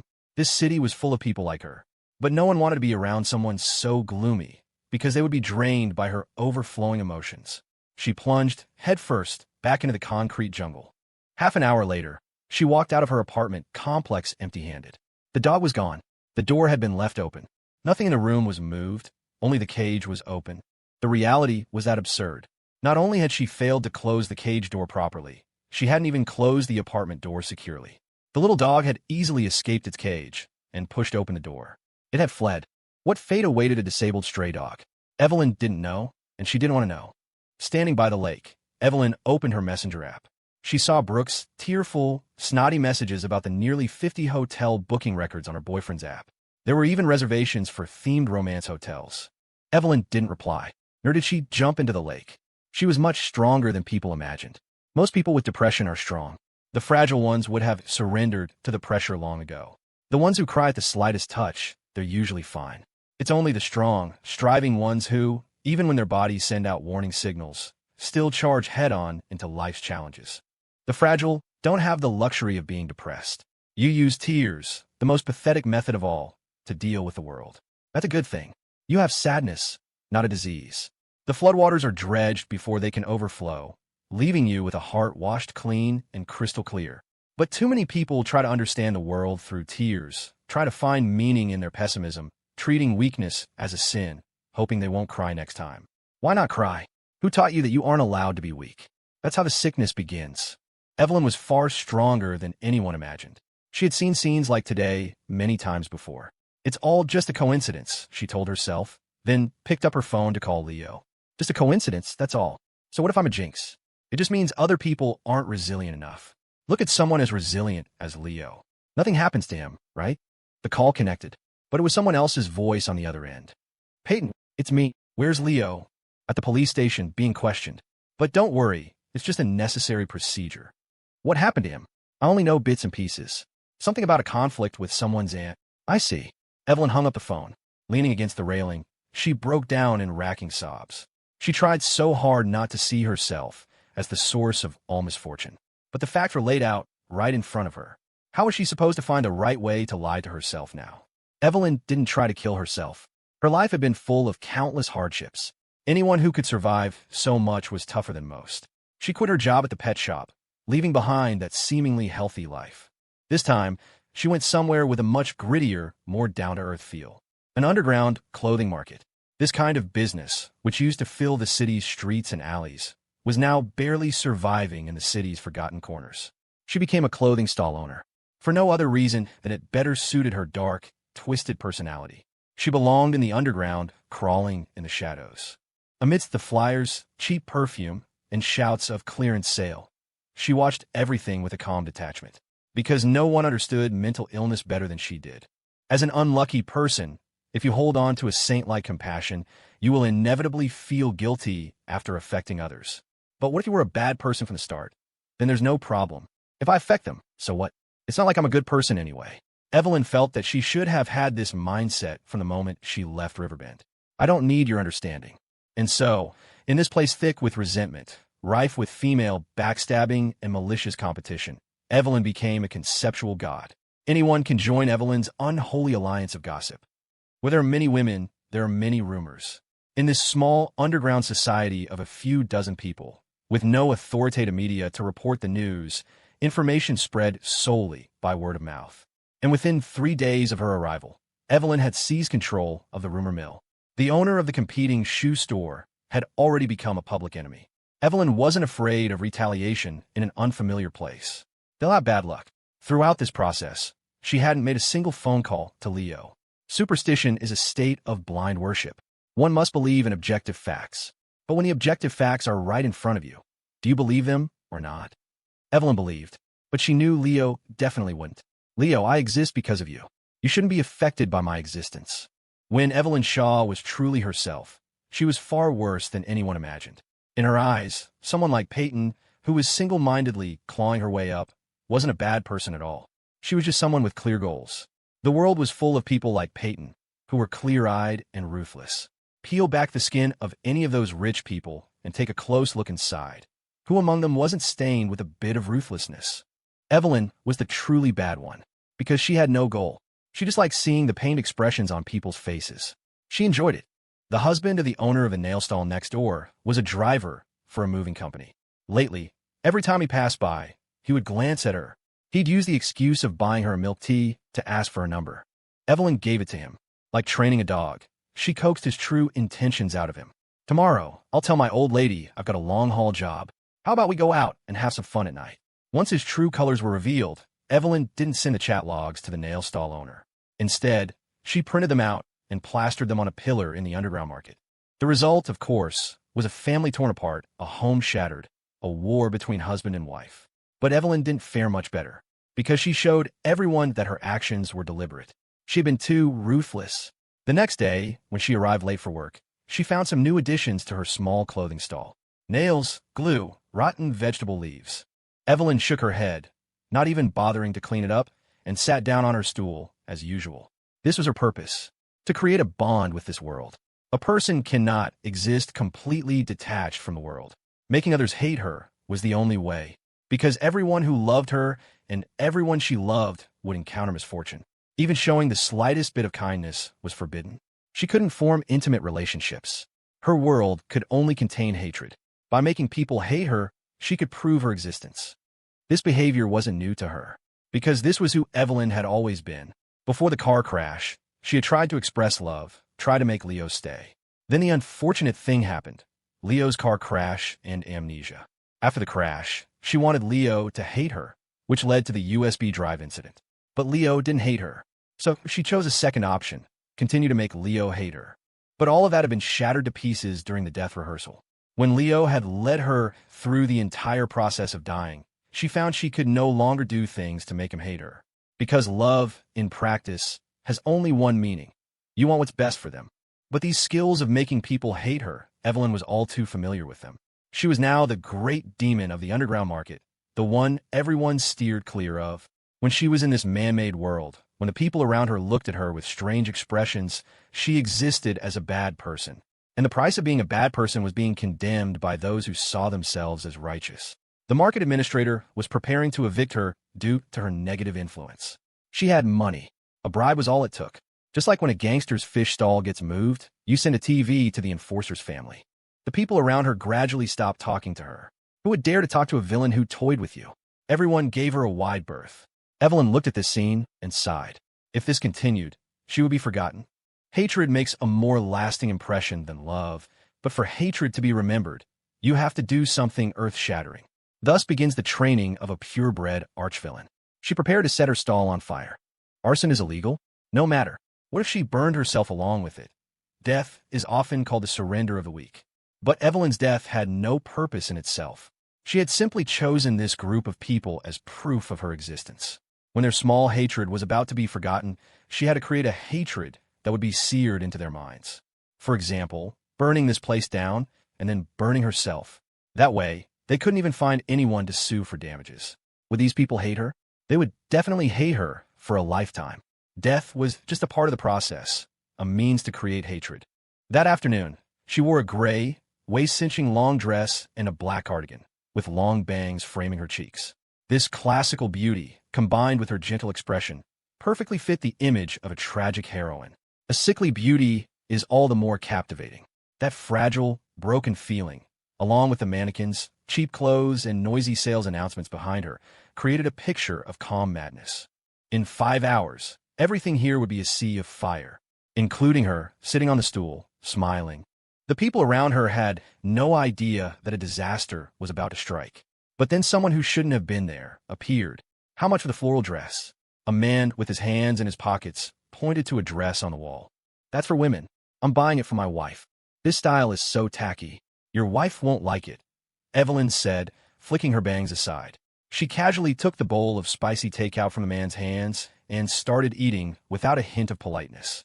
First time I've seen someone sell things by pushing customers away, the man said, just as casually sitting on her desk. If you buy it from me, I'll sell it to you, Evelyn said, tilting her head to look at him. She walked to the wall and took down the floral dress. Do I have to pay if I'm buying it for you? Yes. Raising funds for the big one, are we? The man in the hoodie snatched the takeout bowl, took a couple of bites, and spoke while chewing. I asked the market administrator, your public enemy #1 around here. A thorn in everyone's side. Is that so strange on me? What's the next step? Burn down the market. And you call me over right before you burn down the market. Why? Leo coughed heavily, grabbing a napkin to wipe his mouth. You're not expecting me to pay for the damages, are you? Whatever you do, you're already here, Evelyn said, leaning back at her chair and tapping the desk. I'm not here to play with you. I'm here to give you something. Leo dug into his pocket and pulled out a key. This is the new key to your place after your aunt changed the locks. My home is a crime scene now. Are there any ghost stories in the neighborhood? Crime scene. Leo looked up, confused. Nobody died. Why would it be a crime scene? Didn't my uncle die? Hell no. That old bastard was just playing dead to scare you. Your aunt and uncle were pulling a fast one on you. The two of them are nothing but trouble. They just wanted to scare you off so they could take your apartment. They knew if it became a crime scene, you wouldn't come back. And if you tried to sell it, they could use that as an excuse for why it wouldn't sell. Your aunt even tried to play ghost to scare me later. I kicked her, and she started trying to bribe me. My uncle didn't die. Hell no. I kicked him out. So, when she called to borrow money from me, she got kicked out. Of course she needed to borrow money. And you were questioned at the police station. I kicked your aunt, and your uncle didn't like it. He jumped up from the altar, and I thought he was a zombie, so I beat the hell out of him. Broke 7 of his ribs. The cops said I used excessive force. They didn't try to extort you. Try to extort me. Leo's expression was one of pure shock. He pointed himself. Do you have any idea who my dad is? He's the biggest gangster in all of Riverbend. Evelyn sat there, stunned into silence, her thoughts a jumble. But Leo's mouth kept running. You and your crazy schemes. I went to your pet shop, too. A girl named Brooke was chasing me down, asking where you went. She wanted to thank you for helping her see her boyfriend's true colors. She passed her civil service exam. Finding out her boyfriend was a scumbag before she started her career was the best thing that could have happened to her. Evelyn sat silently in her corner. She looked up and watched Leo go from stall to stall, chatting with the vendors. His introduction was, I work in Riverbend, just back for the holidays. My wife runs a little business here. She's got a bit of a strange personality, so thanks for putting up with her. I brought some specialties from Riverbend for everyone. A line of people started carrying in boxes of tea and bottles of liquor. Evelyn propped her chin on her hand and watched the scene. The fact that misfortune happened was still an objective reality, unchangeable. But for no reason, she remembered something Leo had once said to her. Humanity has never lacked the ability to get back up from pessimism, only to smash its head against the next wall of pessimism. The world suddenly came alive. This underground market, filled with the scents of spices, perfume, and synthetic fabrics, was a woman's world. He had brought her a bowl of spicy takeout, with extra vegetables and tofu skin, just the way she would have wanted it if she'd ordered it herself, with vinegar and chili oil. And all he wanted in return was for her to watch him, just like this, with a small smile, and hand him a piece of fruit candy from the cash register, wrapped in shiny, colorful paper. This place still held traces of a bygone era, the early 2000s. The yellow lights and complex spices catered to the consumers at the bottom rungs of society. In this man-made forest of clothing racks and mannequins, he was the place where her life began. Leo had just acted as a fire extinguisher, successfully preventing a potential disaster. He stood there, puffed up with pride, watching the vendors come and go. Honestly, he was starting to sympathize with superheroes. This whole saving the world in secret and having to remain anonymous thing was incredibly frustrating. And what do you do when you're frustrated? You torment the villain, of course. What are you smirking at? Leo plopped down on her desk and casually tucked a strand of hair behind Evelyn's ear. You really fit the part of my husband who works out of town. Evelyn blew the stray hairs away from her face and tilted her head to look at him. Explain. More accurately, you fit the part of a working man, she said, unwrapping another piece of colorful candy and handing it to him. If you were a rich guy, it would actually be a turnoff. Is that a curse or a compliment? A compliment, of course. Money makes your charm weird. It's like the money is wasted on you. Your good looks are only amplified when you're broke. So I'm destined for a life of renting apartments. Exactly. Exactly my ass. Who would live in a rental if they own a house? Leo shot her a look and patted the desk. Are you coming home with me for the holidays or not? If you're not, I'm leaving. Aren't you worried about my life? You made your choice. What's there for me to worry about? I'm actually more worried about them, Leo said, gesturing to the surrounding vendors. So, what's your review of my new life? As she said this, her eyes shone. She wasn't waiting for praise. She was waiting for criticism. It was her own idea to run off and start a new life. And this was how it had turned out, nearly causing a fire that would have made the news. It's great. Really, it's great, Leo said after a moment of silence. He then enthusiastically greeted a customer who walked in. Most of the customers at a women's clothing store were, naturally, women, and many of them were a bit older. But when it came to getting a woman to spend money, that was Leo's area of expertise. Ma'am, this dress is perfect for your age. That's the fashion these days. Young people want to look mature, and older people wear bright colors, Leo said, taking a black dress off the rack. So the young people should wear black dresses. Young? My daughter looks about your age. Wow, ma'am, you must have had kids early. I never would have guessed. This young man is such a sweet talker. No wonder he found such a beautiful girlfriend, the woman said with a beaming smile, giving a polite compliment and gesturing to Evelyn, who was sitting at the cash register. Ma'am, I'm not his girlfriend, Evelyn said calmly. I'm the other woman. Huh. The woman was completely thrown. She stood there for a long moment, unsure of what to say. After shuffling her feet for a while, she turned and walked away without hesitation. Leo walked over helplessly and patted Evelyn on the head. Are you crazy? Can't you see I'm trying to make a sale? Leo, are you leaving? My flight is tonight. I can stay with you for the afternoon. If your lights are out or your pipes are broken, now's the time to say so. Don't go. It's the holidays. I have a ton of things to do. It's all just busy work. You make things for yourself to do when there's nothing to do. Then what isn't busy work? The thing you want to do most right now is get your memory back. Evelyn lifted herself off the stool to stretch her arms and legs. But as soon as she stood up, Leo snatched the stool. He had something to say about this. Can't you be more generous with your business? Buy a few more stools. A guest comes from far away, and you don't even treat me to a meal, let alone offer me a seat. If you sit, where do I sit? Evelyn said, shaking her numb limbs. Stand for a bit. Get some exercise. It's only been a few days, and you look like you've gained weight. I'm not standing. Evelyn plopped right down onto Leo's lap, wrapped her arms around his neck, and leaned in close. Have I gained weight? That shade of rotten tomato lipstick doesn't suit you. It's too bright. They were too close. So close that he could see the streaks where the lipstick had been applied. Oh, Evelyn leaned in and kissed him, from his lips to his cheek, until all the lipstick was smeared on his face. Get my bag from the register. My other lipsticks are in there. Can't you get it yourself? We're conjoined twins. So many people are watching. Aren't you embarrassed? The stall was open air. All the vendors and passers-by under the low ceiling were staring at them. Evelyn lazily looked around. The more she looked, the brighter her eyes shone, the more excited she became. Leo, so many people. Let's do something even more embarrassing. Stop talking nonsense. Let's be serious. Do you have any suggestions for my amnesia? I do. I'm not kidding. I'm serious. Evelyn kicked off her shoes and curled up in Leo's arms like a cub, seeking its mother's warmth. On this matter, no one can help you but me. Then tell me.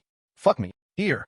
Leo looked around the market in disbelief, then down at the woman who had just uttered such a wild thing.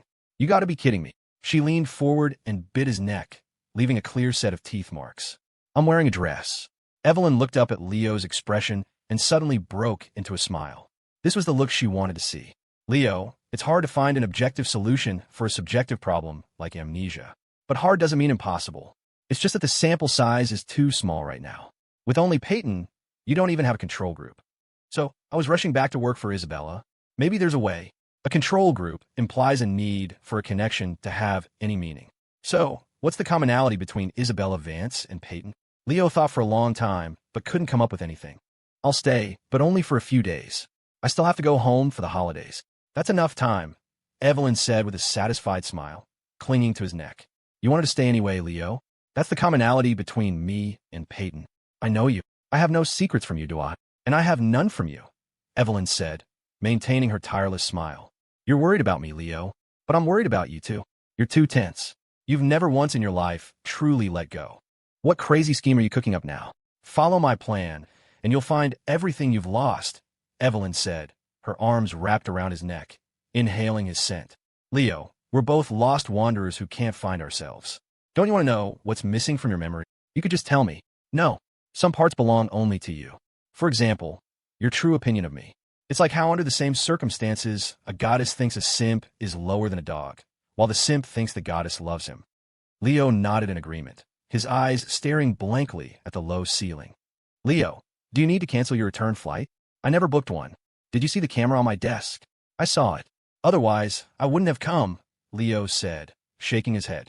Of course, delivering the key was just an excuse. If it was just about the key, he could have mailed it. In truth, he was a little resentful of her. Leaving just like that, without a word of goodbye. Whether it was spite or resentment, he had thought, if you think a new life is better, then go live it. Leo would never have come looking for her. He wasn't capable of that. But when he sat at that same desk, and a few days later, opened the camera and saw that video, he was struck silent. And that was why, even though Evelyn had still made a mess of her life, he had praised her. You did good. Having the courage to face pain and change your life is a good thing, regardless of the outcome. So he came, with no intention of leaving. He had to help her. He hoped that spring would grow in her bitter eyes. And along the way, he hoped to hear her tell him about all the vibrant life she had seen on her journey. A rare snow began to fall in Riverbend, but it wasn't cold. Skylar, why are you wearing so many clothes? Willow asked, tilting her head at her best friend. The temperature finally dropped. If I don't wear them now, I bought all these winter clothes for nothing, right?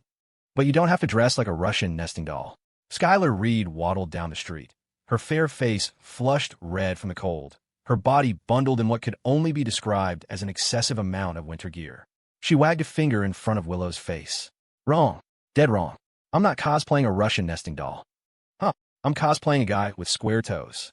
Skylar stood on the street, patted the large belly created by her layers of clothes, cleared her throat, and said in a deep, booming voice, "Haha, want a drink?" Skylar. Willow knew her best friend was up to something weird again. She patted Skylar on the head. What on earth are you thinking? You're leaving after the new year. What does me leaving have to do with what I'm thinking? Are you and Leo just going to separate like this? Willow tilted her head, trying to organize her thoughts. She had a heaven-defying idea. Since a battle royale with a bunch of bad women was unavoidable, why not team up with her best friend? At least she could help her strategize.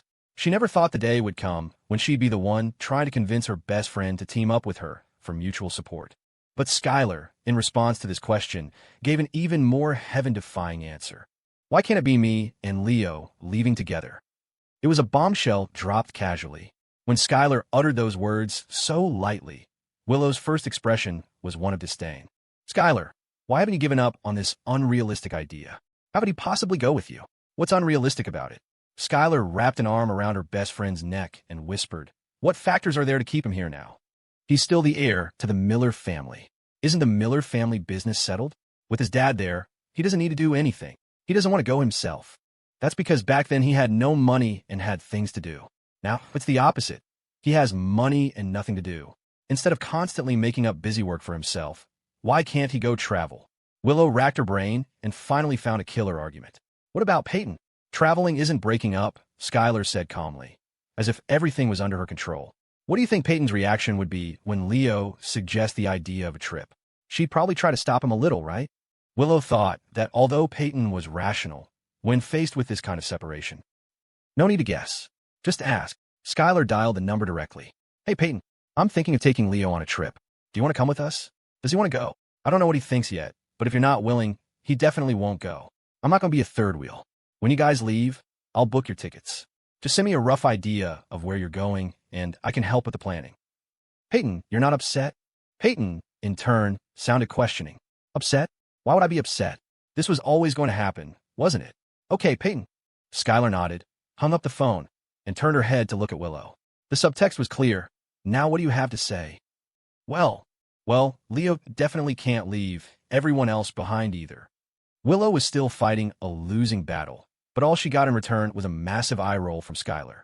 Willow, with the Miller family incident settled, your cousin-in-law Peyton has a stable life. You've achieved your initial marriage alliance goal, Dr.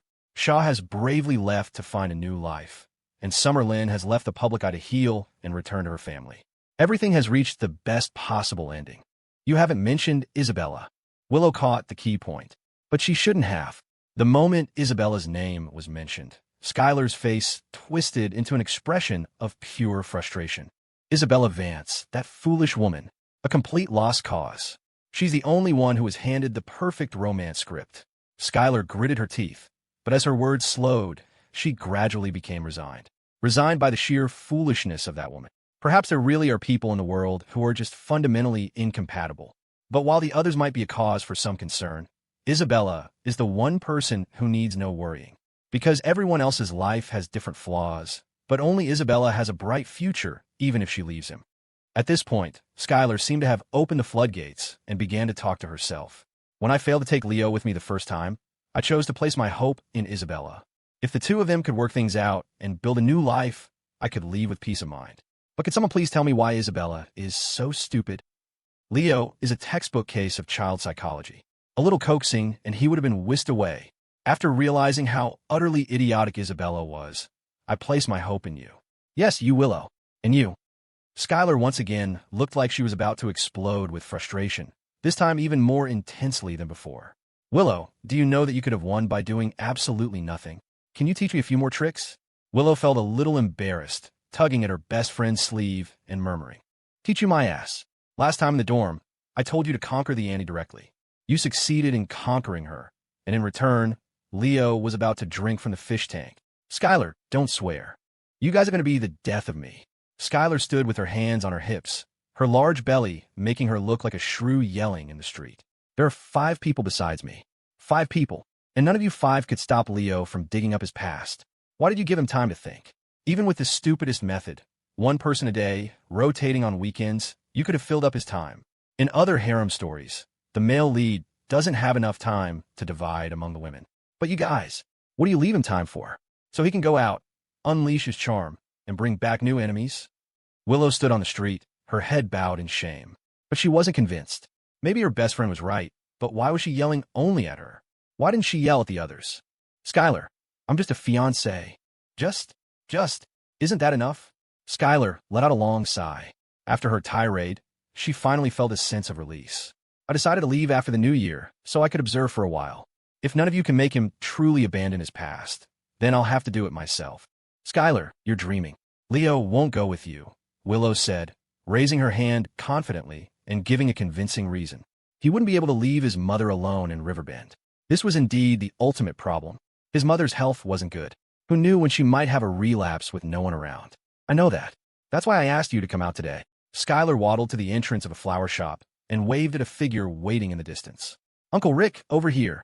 Skylar and Rick Miller didn't have each other's numbers. But Willow did. Rick stubbed out his cigarette and looked at the 2 vibrant young women, a wide grin spreading across his face. Good afternoon, my 2 little daughters-in-law. What can your uncle help you with? I'm here to help you. Uncle, Skylar said, taking a bouquet from the shop clerk and handing it to him. Rick thought this was some little surprise the young people had arranged. He took the flowers with a chuckle. Is this for me to give to Leo? This is for you to give to Annie Diane, Skylar said, playfully jumping in front of him.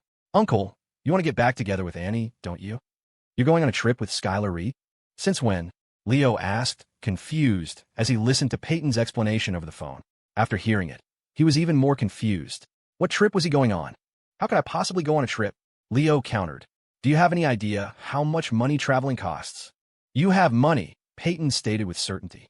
I'm busy. You're not busy. You're just habitually busy. You make things for yourself to do, even when there's nothing. There's a lot to do at the lounge, and now Julian is here from the family. Silas is as spry as ever, and your dad is full of fighting spirit. This is the most comfortable period for you as a successor and a rich kid.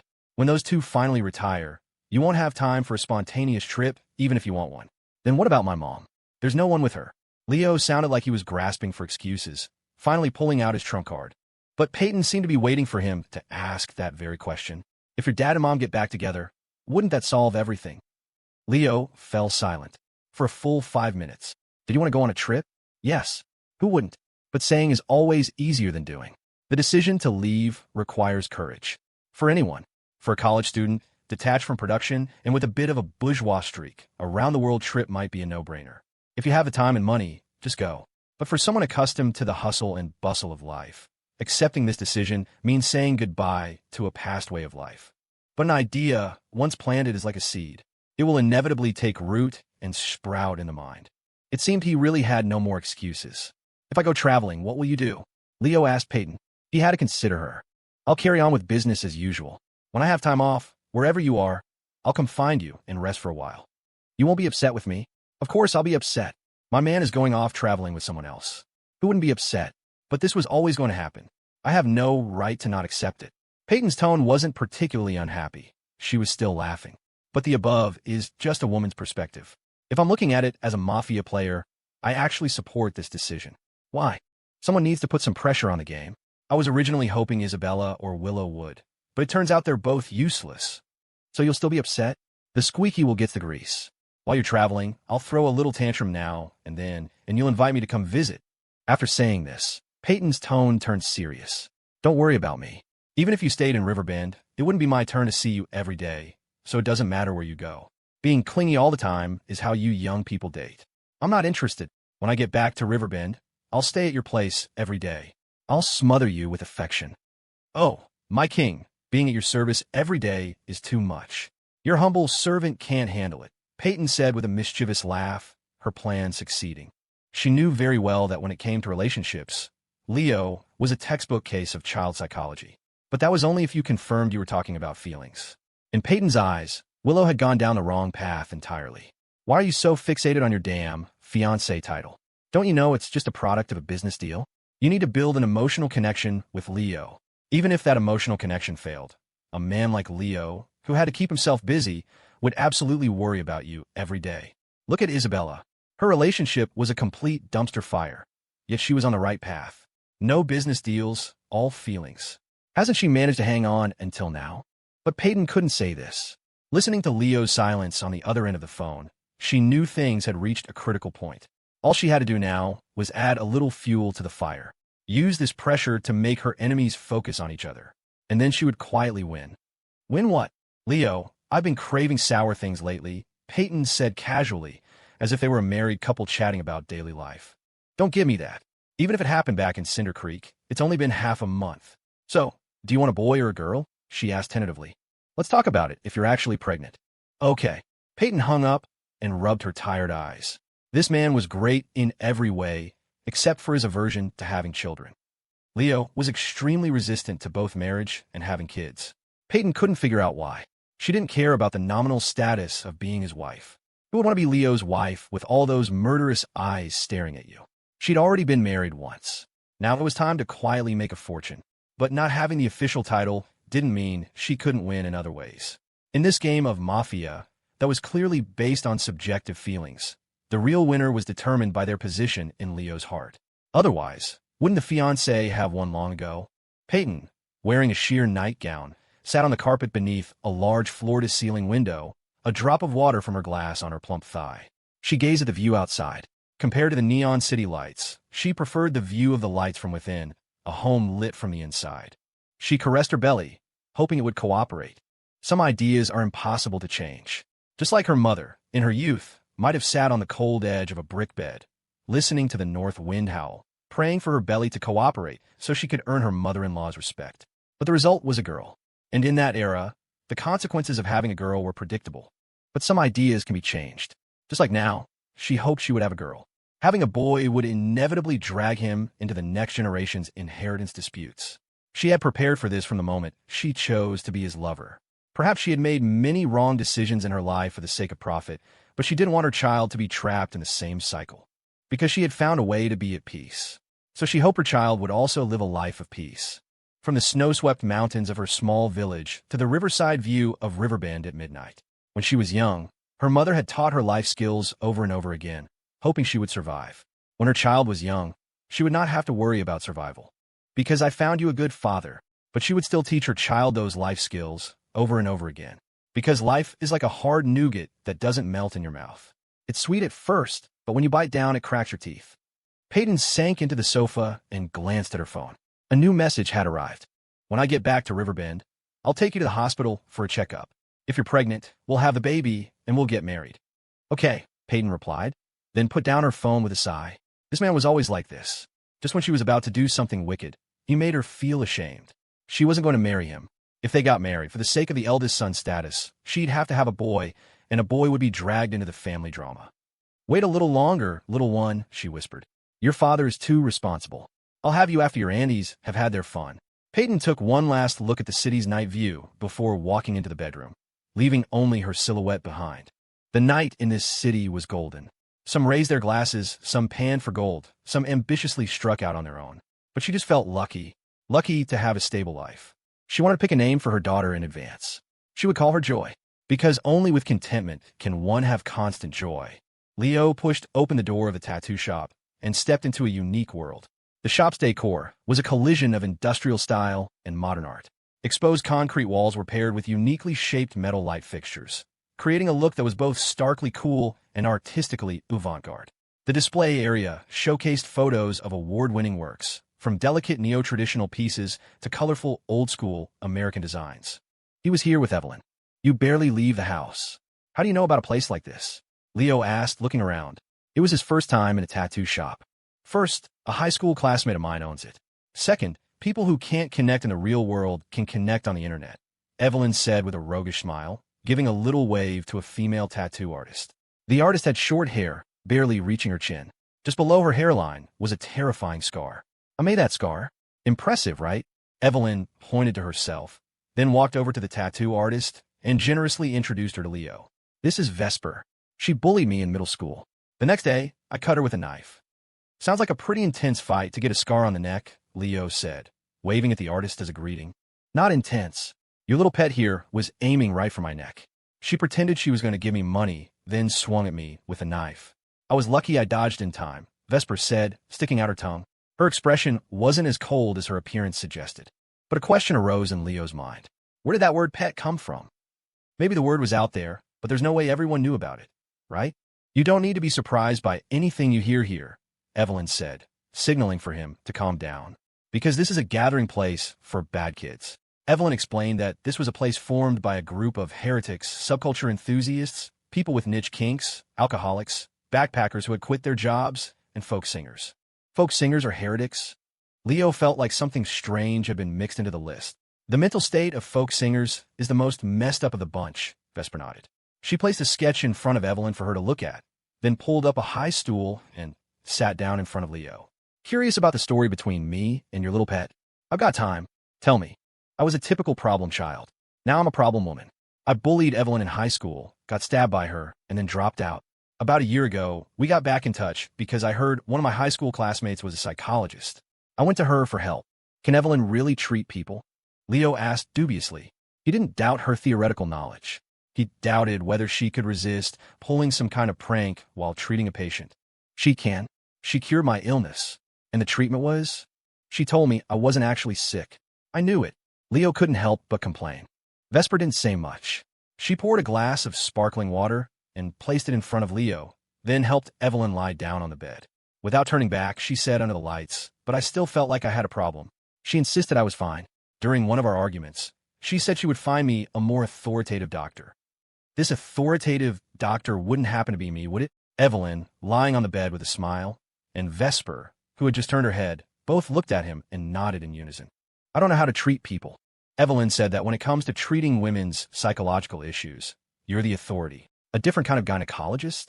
Leo sat on a high stool and nodded, saying nothing. Inwardly, he was roaring with laughter. Only a true saint could hear a compliment like that and not be happy. "What's your illness?" "Tell me." "Sex addiction." "Exactly what you think it is," Vesper said without turning around. The embarrassing words came out of her mouth with no difficulty.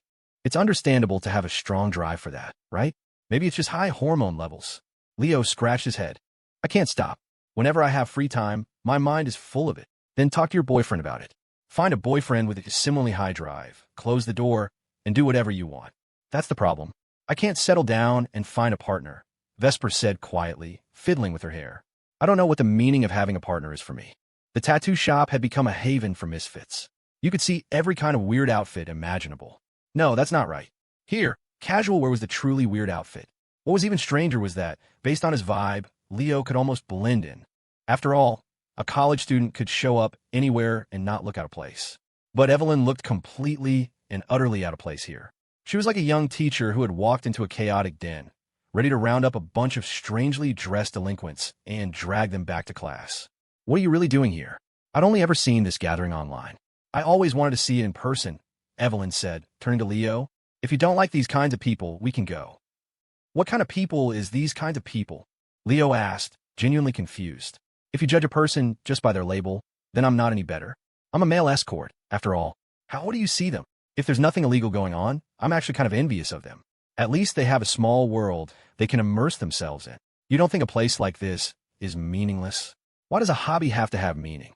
Life is exhausting enough without having to chase after this meaning or that meaning. Being able to enjoy yourself happily is a good thing." Leo scratched his head, glanced around, then lowered his voice. "By the way, they don't do drugs here, do they? Don't get me arrested over the holidays." "They don't. There are doctors, bank employees, teachers, even a priest here. They don't have anyone to talk to about their hobbies, so they formed this circle themselves." "That makes sense. Niche hobbies are expensive. Poor people usually don't get into them." Evelyn watched him with a serene expression and patted his shoulder. "Leo, as an observer, you don't dislike them. But what if I were one of them?" "If you are, you are. What's it got to do with me?" "It has something to do with you. Because if I want to fit in here, you have to fulfill your duty as a master. For example, command me. Forcefully." Evelyn tilted her head up. She had no idea what a stark contrast it was for her to say such words with that bright, innocent face. "I can fit in other ways," Leo said. He actually wanted to try, but he couldn't bring himself to say the words. It was one thing to fantasize about it, but to suddenly command someone in public was a bit too embarrassing. Leo thought he could definitely fit in other ways. He didn't know about other niche kinks, but he could certainly join the alcoholic circle, right? He was here for a new experience, after all. Might as well experience it. But when Vesper introduced Leo to a group of alcoholics in the corner, he realized just how terrible his idea was. Leo's jaw dropped. "Dude, you guys drink out of barrels?" "It's rum. Not that strong. Want to try?" A man with a thick beard enthusiastically lifted a barrel out, making Leo's head spin. He could hold his liquor, but this was a bit much, wasn't it? "Sorry, man. I think my alcoholism is cured," Leo said, standing up and walking away without a moment's hesitation. Forget alcohol. Even if that barrel was full of water, drinking it would be enough to make a person sick. He then turned to a corner where he couldn't quite tell what was going on. There were a lot of women. For Leo, a lot of women was a good thing. The men's activities were too hardcore. They were drinking out of barrels. He couldn't handle it. After asking around, he found out this was the artsy circle. The women here were either poets or wandering painters. It didn't sound hardcore at all. It even had a bit of an artistic flair. But Leo turned and walked away without a moment's hesitation. Artsy girls are trouble. Leo knew this group all too well, but it was too late to leave. The group of smoldering artsy women had already set their sights on him. After being hit on with countless dirty jokes and swatting away several groping hands, Vesper finally rescued him. "Everyone, we have a new guest today. It's the DR. Shaw you all know." Leo had no idea what magic the words DR Shaw held, but he knew that everyone stopped what they were doing and looked at Evelyn. Under the collective gaze of the crowd, Leo nudged Evelyn's arm and whispered, "You're that famous? I've done psychological counseling for every one of them online. You sure know how to find your target audience. For free." With this lingering doubt, Leo watched as Evelyn, like a benevolent saint, sat on a table in the tattoo shop, waiting to consult with her patients one by one. The bearded alcoholic sat down, clutching his head and pouring out his thoughts. Dr. Shaw, I often feel pain. Meaningless pain. Besides physical illness, all pain in life comes from one's values. So, I need to change my values. No, you need to change your perception of pain. Because no matter what your values are, they can only change the source of the pain, not the fact that pain exists. Your values are shaped by your experiences, your environment, and your choices. So it's never life that forces pain upon you. It's you who chooses this pain. It's like choosing between a Szechuan restaurant and a Hunan restaurant. Based on your hometown, your taste, and your feelings, you choose to walk into the Szechuan restaurant. Leo listened, spellbound. He had originally thought Evelyn looked out of place here. Now, she seemed even more out of place. A person's beauty always shines brightest in their most confident moments. For example, when you wear new clothes and feel handsome, it's because you like your new clothes, and at that moment, you are confident. And Evelyn's beauty blossomed in these moments of intellectual grace. Intellectual grace is a cognitive ability that lies between rationality and sensibility. Rationality requires meticulous logic. Sensibility requires strong empathy. Finding a balance between these two is difficult. That's why anyone with a flawed soul sitting in front of her would feel a sense of warmth and comfort. At least in Leo's eyes at this moment, Evelyn seemed to have an automatic filter, a filter that made you want to call her mom. Of course, Leo would never say that. This was what he was seeing from a third-person perspective. The filter that this person projected from within was far more powerful than any selfie filter on social media. When the patient stood up to leave, some in tears, some with smiles, and bowed to Evelyn, she would just give them a warm smile and a comforting wave. It's okay. Remember to respect your own inner thoughts. Leo felt like he wanted to sit down for a consultation too. He thought that just talking to Evelyn would probably be very comforting. "Doctor, I'd like a consultation too." "Fine. Take off your clothes." Who takes off their clothes for a therapy session? Can you just give me a proper session? Leo was genuinely feeling unbalanced now. You can speak so gently to others, but with me, you have to pull these kinds of stunts. Diagnosis complete. You're feeling unbalanced, Evelyn said, pointing to Leo's heart. "I know that. I don't need you to tell me. Knowing is easy. Solving it is hard, but I can help you solve it." Just as Leo was about to retort, he felt something moving under the table. He quickly looked around. No one was paying attention. Only Vesper, as if she had noticed something, would occasionally turn her head and let out a soft laugh. You can unzip a zipper with your foot? Are your feet that nimble? Don't move. They can do more. Get away. I don't want this session anymore. Don't move. A barely perceptible, wicked smile appeared on Evelyn's face. The upper half of her body, visible above the table, wore a gentle smile. The lower half was putting on a display of flexibility. She said, "Are you feeling balanced now?" "This isn't what I need, hiss. Don't all men like this?" A warm, intellectual older sister toying with you. And only you, in a wicked way. "I don't like it," Leo said, lying back in his chair with a calm expression. "You're talking tough now that the plane has landed." Evelyn pulled out a few tissues. By the lakeside, a man and a woman stood side by side, gazing at the calm water. "Leo, about your amnesia. I actually never had a plan. I figured. I brought you to the party just to let you know what kind of person I am. A qualified psychologist." Leo asked doubtfully, but Evelyn just shook her head, not answering. After a long moment, she finally spoke. "I don't need to define it. Whatever you saw is what I am. So, where are we off to next? After we're done messing around, we should head back to Riverbend." "You can go back to Riverbend now," Evelyn said, nodding seriously. "You're not going?" Leo was even more confused. "Your new life turned out to be such a disaster. What are you still holding on to?" "It's precisely because my attempt at a new life failed that I have to stay." Evelyn stepped forward to straighten Leo's collar, whispering in his ear, "Leo, I don't have the right to stand by your side. A place like that tattoo shop is where I belong. Cut the crap. If you're going, we'll book tickets. If not, I'm leaving by myself." "I've told you so many lies, Leo," Evelyn said, as if she had made up her mind, her words coming in a rush. "Everything about me is a lie, including my story. It would be more surprising if you didn't lie." The fact that Evelyn lied was not at all outside of Leo's expectations. Lying was her brand. Everything is a lie. I'm not even a real psychologist." This, however, was indeed outside of Leo's expectations. No one would have thought Evelyn would lie about something like this. It was so outrageous that Leo even thought she was joking, until Evelyn's brow smoothed out under the moonlight, as if she were finally resolving a long-held burden. I'm 24 this year. I started treating you a year ago. Have you ever seen a doctor who graduated at 23? Huh. You pay a price for not studying hard, Evelyn said, tucking her hair behind her ear and silently taking 2 steps back. The entire story between us is fake. A patient and a psychologist saving each other? A psychologist's unrequited love story? It's all fake.